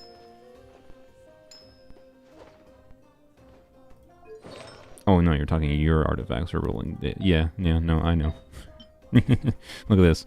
Beautiful, perfect artifact for Shilinin or like a Kanich artifact. This would have been, this is like the perfect like all-rounder artifact for either doing a DPS Shilinin or like just leaving it on Kanich and then Nope.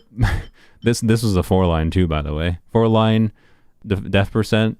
Like, I was like, oh, sweet, amazing Shilin piece. And then it just was like, how about I roll just double, like, I think it started with like low or minimum rolls, and then I think it double low roll, double minimum rolled, and then death percent roll, and then 2 flat def. And just like, oh my god.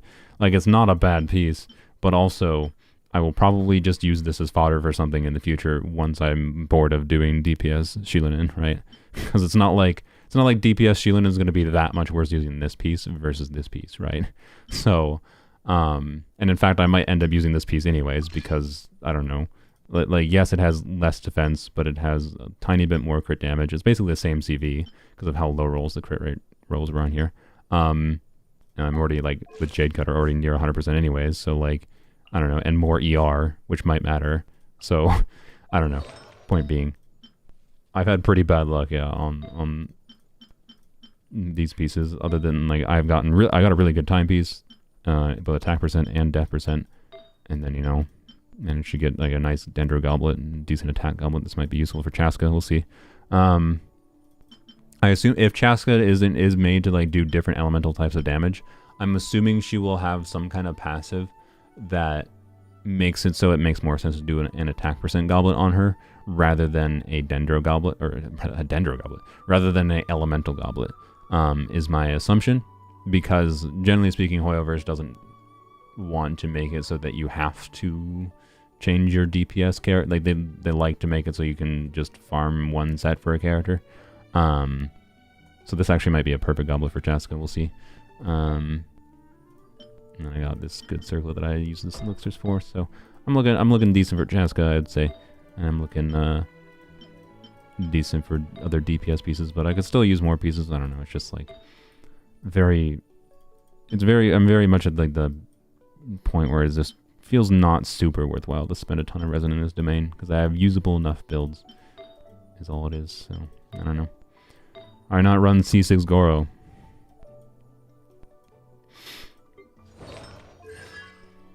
That, but also for DPS Shilinen, C6 Goro is giving 20% crit damage. He's going to be a, well, actually, okay, to be clear, you could do do I even have enough exiles? I'm actually bad at, I should say more exiles. Maybe him on an exiles build could reduce Shilinen's ER to a point at which, I should really watch for more exiles pieces. It could maybe reduce her ER to a point where which it would maybe make sense. But I'm pretty sure Kachina's going to be a better energy generator for her. In my calcs, Goro might be on the banner, right?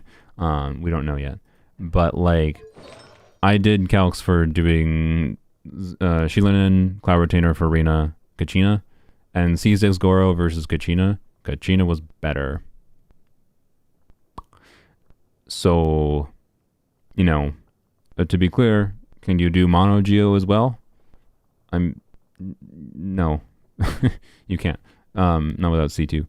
So, because her Geo samplers don't remain active or whatever. So, oh wait, no, never mind. For DPSing Shilinen, sorry, her samplers are weird. For DPSing Shilinen herself, you can do Mono Geo. Sorry. So yes, I could do triple Geo, right? I could replace Cloud Retainer with C6 Goro or whatever, right? That would be an option. You can't do Mono Geo with Shilinen being a support for another Geo. But you can do Mono Geo with Shilinen being the DPS, which is goofy. So anyways, no, I don't plan on using Goro. And I already have Kachina built, so leveled up, and yeah, like Kachina is basically as good of a buffer and will probably generate more energy, and Kachina will also buff Farina, which is pretty notable as well, right? Whereas Goro was basically equivalent to Kachina with C6 in a double Geo team for Shilinen's damage, but then factoring in Farina's damage increase from this artifact set, like obviously this is better, right? So, yeah. What is a DPS Goro? A bad Goro. I don't know. The only thing you can really do with DPS Goro, because like there's not many options for increasing geo damage in the game, and therefore you're just kind of relying on raw talent multipliers. You can do... The sad thing is Plunge Goro might be the best way to do... Oh, physical Plunge Goro might be the best way to do DPS Goro. That's... Yeah. Unfortunately, I think physical is literally the best way to do DPS Goro, whether it be plunge or machine gun. Yeah. Oh. Yeah, anyways, yeah, I plan to do plunge Shilinin, so probably no Goro. Goro is an option though. I'm just not going to use him. So yeah. I don't know, it should be fun. I think it'll be a fun video.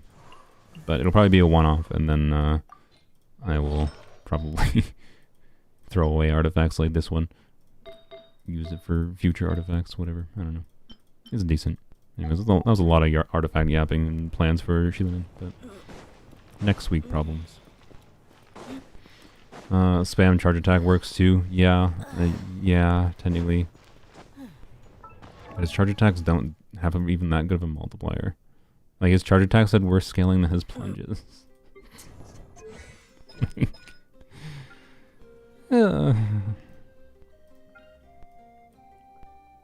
Stone crystals will accumulate. A fully charged crystalline arrow will deal geo damage. Yeah. He does nothing special other than it just does geo damage. That's the only thing special. But like... Yeah, I don't know, he would buff his own... I guess the reason to do his charge attack playstyle is he buffs his own charge attacks. Right?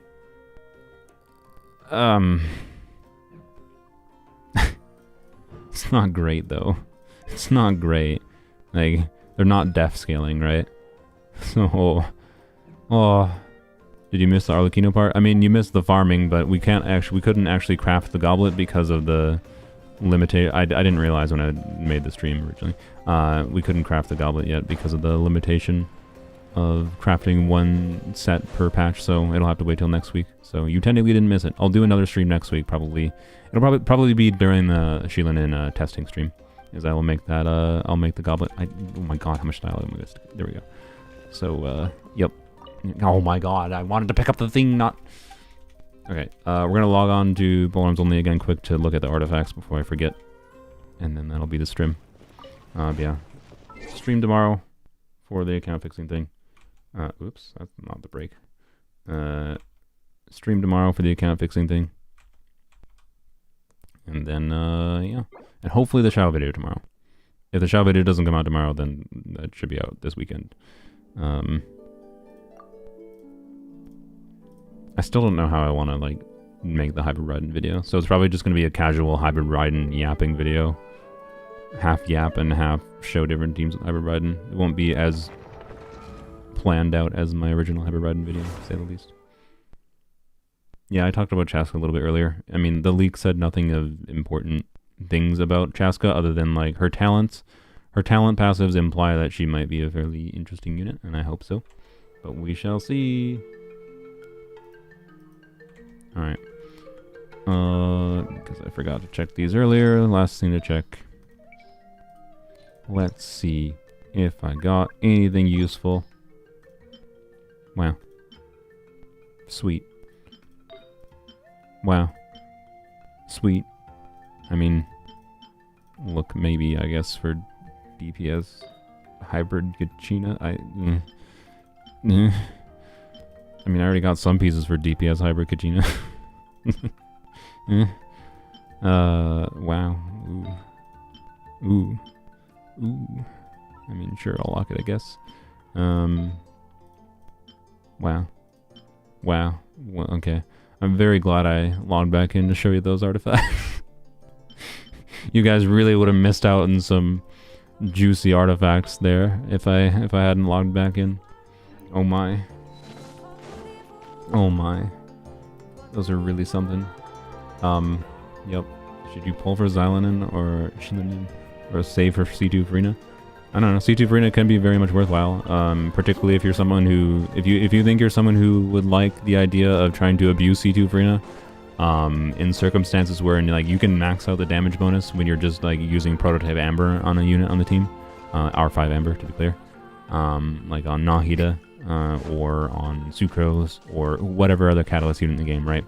The fact that R5 prototype Amber is enough to get maximum damage bonus on with Farina C2, I think it's one of the biggest selling points of her C2. That gives you much more flexibility and many a team option that can actually be meaningfully stronger at the expense of being more fragile. If you don't want it, if you're not comfortable with the idea of like utilizing C2 Farina in context wherein it would be where your team is fragile, this would be the same thing as like if Kuki is your only healer for the team. She's also not usually maxing out Farina's damage bonus without C2, right? But with C2, she should be able to. But again, like using Kuki as your only healer for a on a Farina team is going to make your team more fragile. It's the same thing basically as relying on Prototype Amber, just in a little bit of a different way.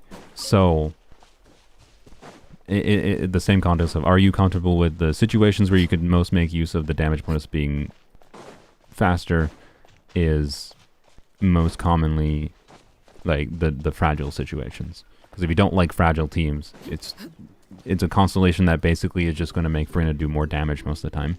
And that can be strong because Farina can be a good damage dealer, obviously. But is it needed versus getting a extra character that can buff Farina herself? Like Farina can be, Shilinen can be a healer for Farina, right? Like that's why I was focusing on my optimized healing build that has enough ER to always burst on Shilinen, is so that if I want to use her with Farina, I can always get a very good amount of healing, even though I don't even have to because I do have C2 Farina. You get the point, I think. So if it's between one of the two, I would choose Shilinen over Farina. But also Farina is likely to, it's possible you could get Shilinen and still get Farina depending on when Farina reruns next, right? Farina C2, I mean. So I don't know. It's not like I do not think Farina is going to rerun in like version 5.2 or 5.3. I find that unlikely, but it's possible. So I don't know. I would choose Shilinen personally. She will buff Farina more often. She'll be a more compelling unit to pair with Farina, and that will buff Farina meaningfully. And could be your team's healer, etc. Whatever. With the asterisk of it not being, you gotta think about it a little bit potentially. I don't know. I like Farina C2. It's one of my favorite constellations in the game. I think they actually like balanced it fairly well for the things it does. But it's also definitely highly unnecessary. So yeah, that's it. When do you think Nuvi's gonna rerun? When they want to sell some things. I don't know. Probably. I was gonna bet. When did he rerun last? It was like back in May or something, right? It was even earlier than that, I think. That's actually a good question. I don't know. I have no idea. Would not surprise. Man, what if Nuvi gets his second rerun before Risley, right? Is that reality going to happen?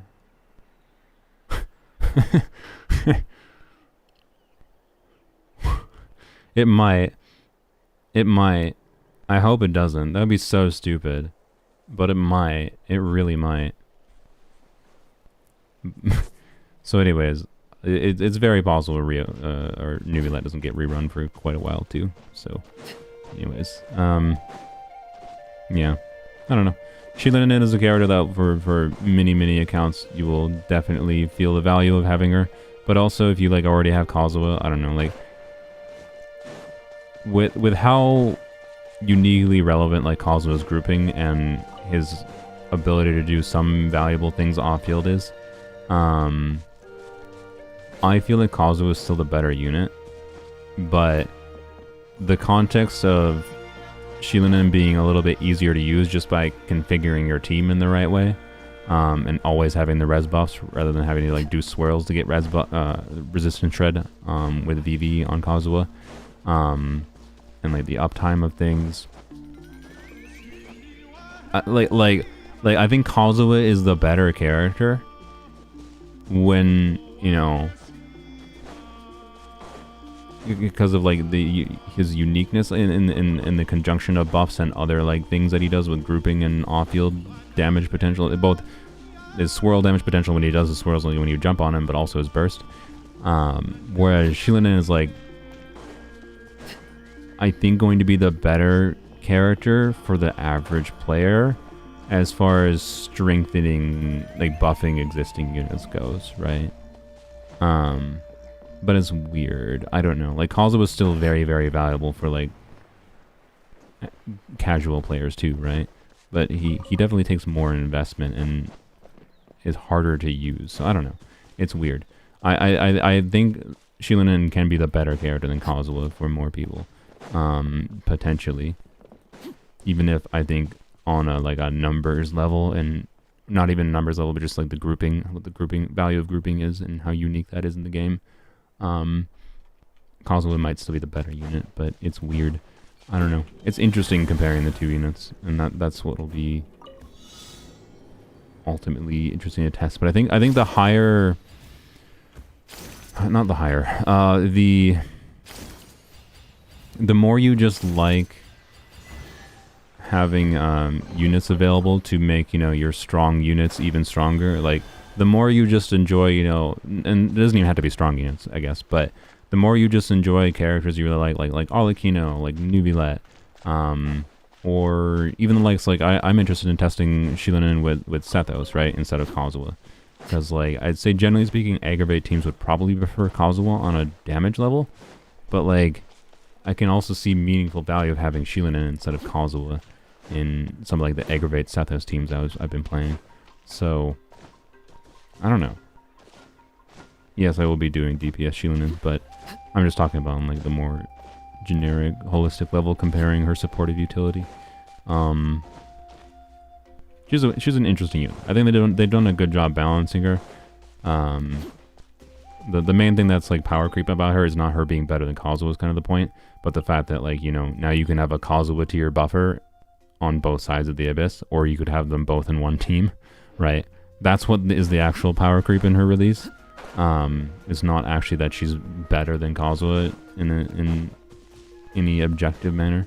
I don't know where to place her or Kazuha on like if I'm trying to evaluate different contexts all together in one shell to give a general recommendation of Kazuha. If you already have Kazuha, do you want Shilinen?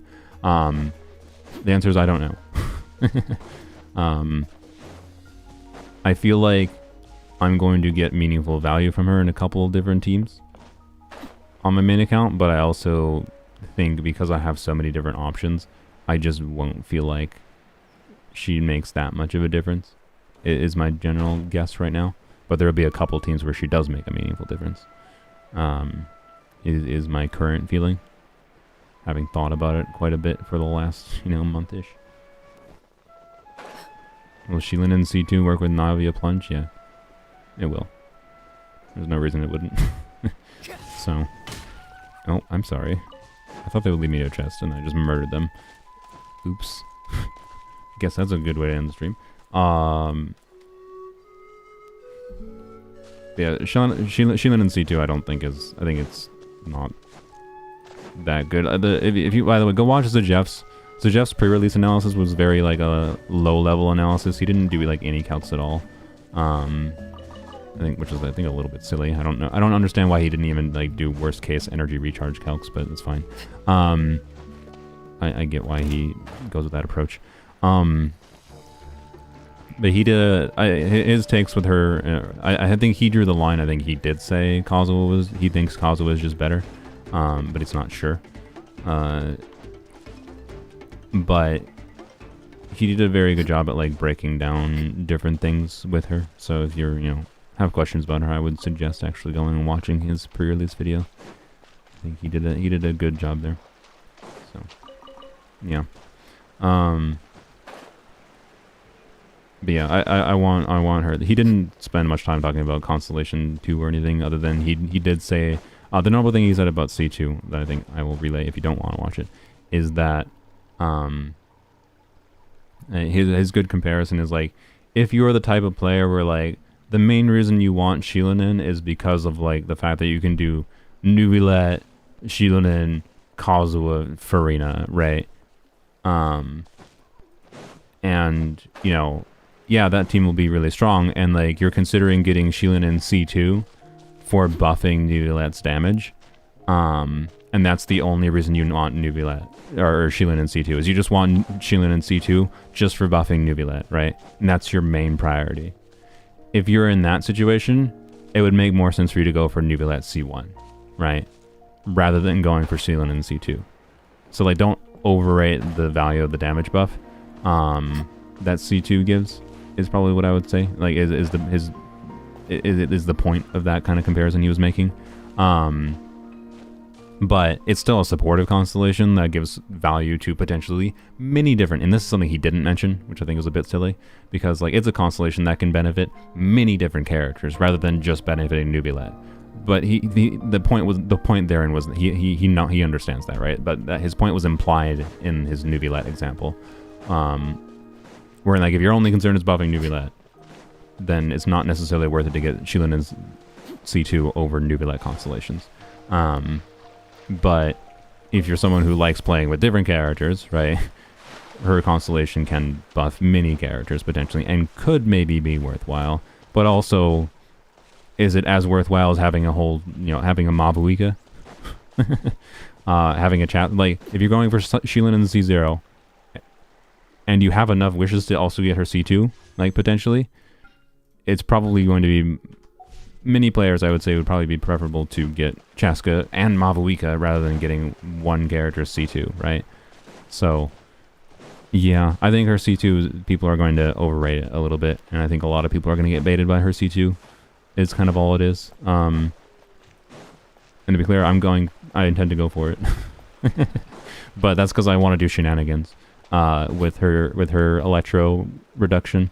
I don't think most players that are going to get baited by her C2 are actually going to do meaningful shenanigans and will get meaningful value from like what it does relative to the value they could have gotten with other ways of spending their wishes, right? So, anyways, I would say that might have been a little bit different if she still had, in the context of like the fact that people think that her change of losing her crit rate buff for Geo units to now 50% Geo damage bonus is a good thing. Is really funny to me. Like that crit rate, the 30% crit rate for Geo units in her C2 before, in her original version, was so much stronger than the damage bonus. We have so many ways of getting damage bonus in the game right now. Like, the damage bonus is just kind of garbage, honestly. It's just very whatever. It's not bad. It's not an insignificant increase potentially, but like, compared to the crit rate buff that was there originally, yes, the crit rate buff with Shilunin C2 would have made it harder to balance your like stats and your characters. You'd have to maybe farm for a new circlet or whatever kind of thing. But like in my brother's case, like originally my brother was considering going for Shilunin C2 because his Navia has like 70% crit rate. He's using the whatever sacrificial. He either uses sacrificial greatsword or the event weapon on Navia, right? Whatever the ultra mega whatever sword is called, yeah, this thing, or sac greatsword. And his build is pretty good, but he's using a crit rate circlet, of course, right? Because duh, with this weapon you use a crit rate circlet. He would have been able to switch to a crit damage circlet with that constellation. That's a potentially very significant DPS increase for his Navia in conjunction with enabling a crit damage circlet, right? But instead people are just like, they're just looking at their existing build being like, I already have 80% crit rate, 30% more crit rate would be overcapping. It's bad. Like, what is wrong with you? Do you not realize you can change your build around the... Oh, whatever. So anyways, point is the crit rate buff would have been so much better on Shilunin C2, but it doesn't exist anymore, so it doesn't matter. Point is, don't get baited by Shilunin C2 just because it gives some damage bonus or whatever.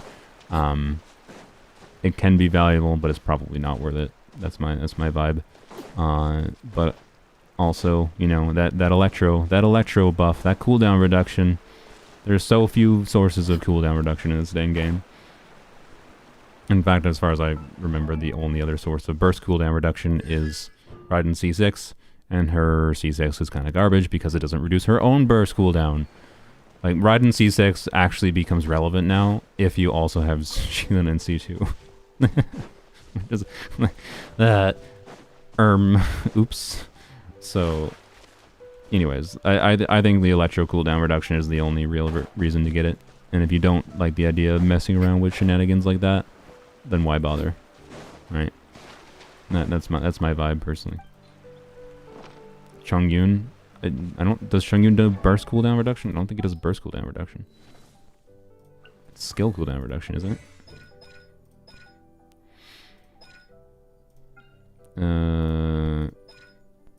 It's a constellation. Oh no, it is burst. It's skills and burst. Okay, my bad. So yeah, I guess that's the one other source, which is interesting. It's an interesting aspect to him. If only his other kit, if only the rest of his kit did something. But you know, yeah, 15% is interesting. I don't know. It might be interesting in conjunction with Shilin and C2. I don't think there's many cases where that is relevant right now. Off the top of my head, I don't know, it's an interesting aspect to his kit, but yeah. Isn't his cryo infusion unique? Yeah, but cryo's not useful. Mario has made cryo not useful, and his kit doesn't do enough in conjunction with the cryo infusion. Right, the reason like C6 Bennett infusion is so useful is because, one, pyro very strong. Two, because the pyro including like pyro application, just additional pyro application is strong. So like C6 Bennett giving additional pyro application is good, but also Bennett does meaningful other things other than infusing, right? To be clear, if I had to like remove something from Bennett's kit to make him like a more balanced character, I would rather he lose, like with C6, I would rather he lose his like ability to heal rather than I would rather lose his ability to infuse. But anyways, like cryo infusion is not that useful because cryo is not that good. And then Chongyun's kit itself doesn't do much else other than infusing. So he, like, yes, the cooldown reduction is something, but like it's not enough. And like, what does his kit do other than that, right? If you're giving your Toma a cryo infusion, and you're using a team slot then to give Toma a cryo infusion with Chongyun, what else is Chongyun doing in that team? Is he applying enough cryo to do something? Like to do meaningful damage off field? Nope, he doesn't. He doesn't do off field cryo. So like he can just be like this bursty DPS. Like he just doesn't do enough. Is ultimately all it is. In conjunction with the fact that cryo isn't useful. So, anyways, like infusion on its own isn't a good enough reason to use a team slot, right? Is the number one thing, and it's why like the number one thing to do with Chongyun's infusion is to do Chongyun damage himself, like to do main DPS Chongyun. That's the most useful thing about Chongyun's infusion, is doing DPS Chongyun. And like that's unfortunate. Any other infusion is like, you know, like oh, what about Chongyun and Shenhe? If you want to DPS Shenhe together, no, Bennett would be better. Then you can, because you can get Bennett buff. Bennett's your healer for the team. Bennett will give you C6 Bennett will give you a pyro infusion with like C6 Bennett's in existence invalidates the reason to do anything like cryo infusion, right? Because giving your cryo unit like Shenhe extra pyro application is better. So it's just silly. It's a multifaceted problem, but yeah, he doesn't do enough for him to be slotted in to be an external infuser. Therefore, it's only relevant for infusing himself. So, or for doing weird shenanigans. But yeah, I'm glad he exists, but he doesn't do enough. So, you know, electro infuser would be nice. I want an infuser for every element. I feel like they don't want to do an electro infuser because they know that like if they do an electro infuser, that could turn any unit into like a hyper bloom trigger on field, right? So I feel like they don't want to do it because of that, but I hope they do eventually. And ultimately, they could just balance that around like making the unit like Candace style, right, where their infusion is burst dependent, and that makes them a bit annoying to use. So, and again, like if they just do an electro infusion and they're taking a team slot just to provide an electro infusion, then it's just kind of like, But yeah, the weird thing about infusions, right, is that infusions in characters' kits can basically be a form of off-field application from that character, right? Like Candace's Hydro infusion can be a form of off-field Hydro by doing normal attacks on a unit that has the Hydro infusion, right? Like it's Hydro that is coming from Candace's ability, but you're getting it from being on field doing some like normal attacks with your Yao Yao, like I've done on Polearms Only. So, anyways, yeah. Anyway, this is a long yapping about infusions. I don't know why I got on that tangent. Bye. I'm gonna end the stream and try to work on things for a video for you guys tomorrow. Keep an eye out if you want to schedule YouTube to notify you. Whatever, I'll probably schedule it in a few hours from now. The account fixing video or account fixing stream part 2 for tomorrow.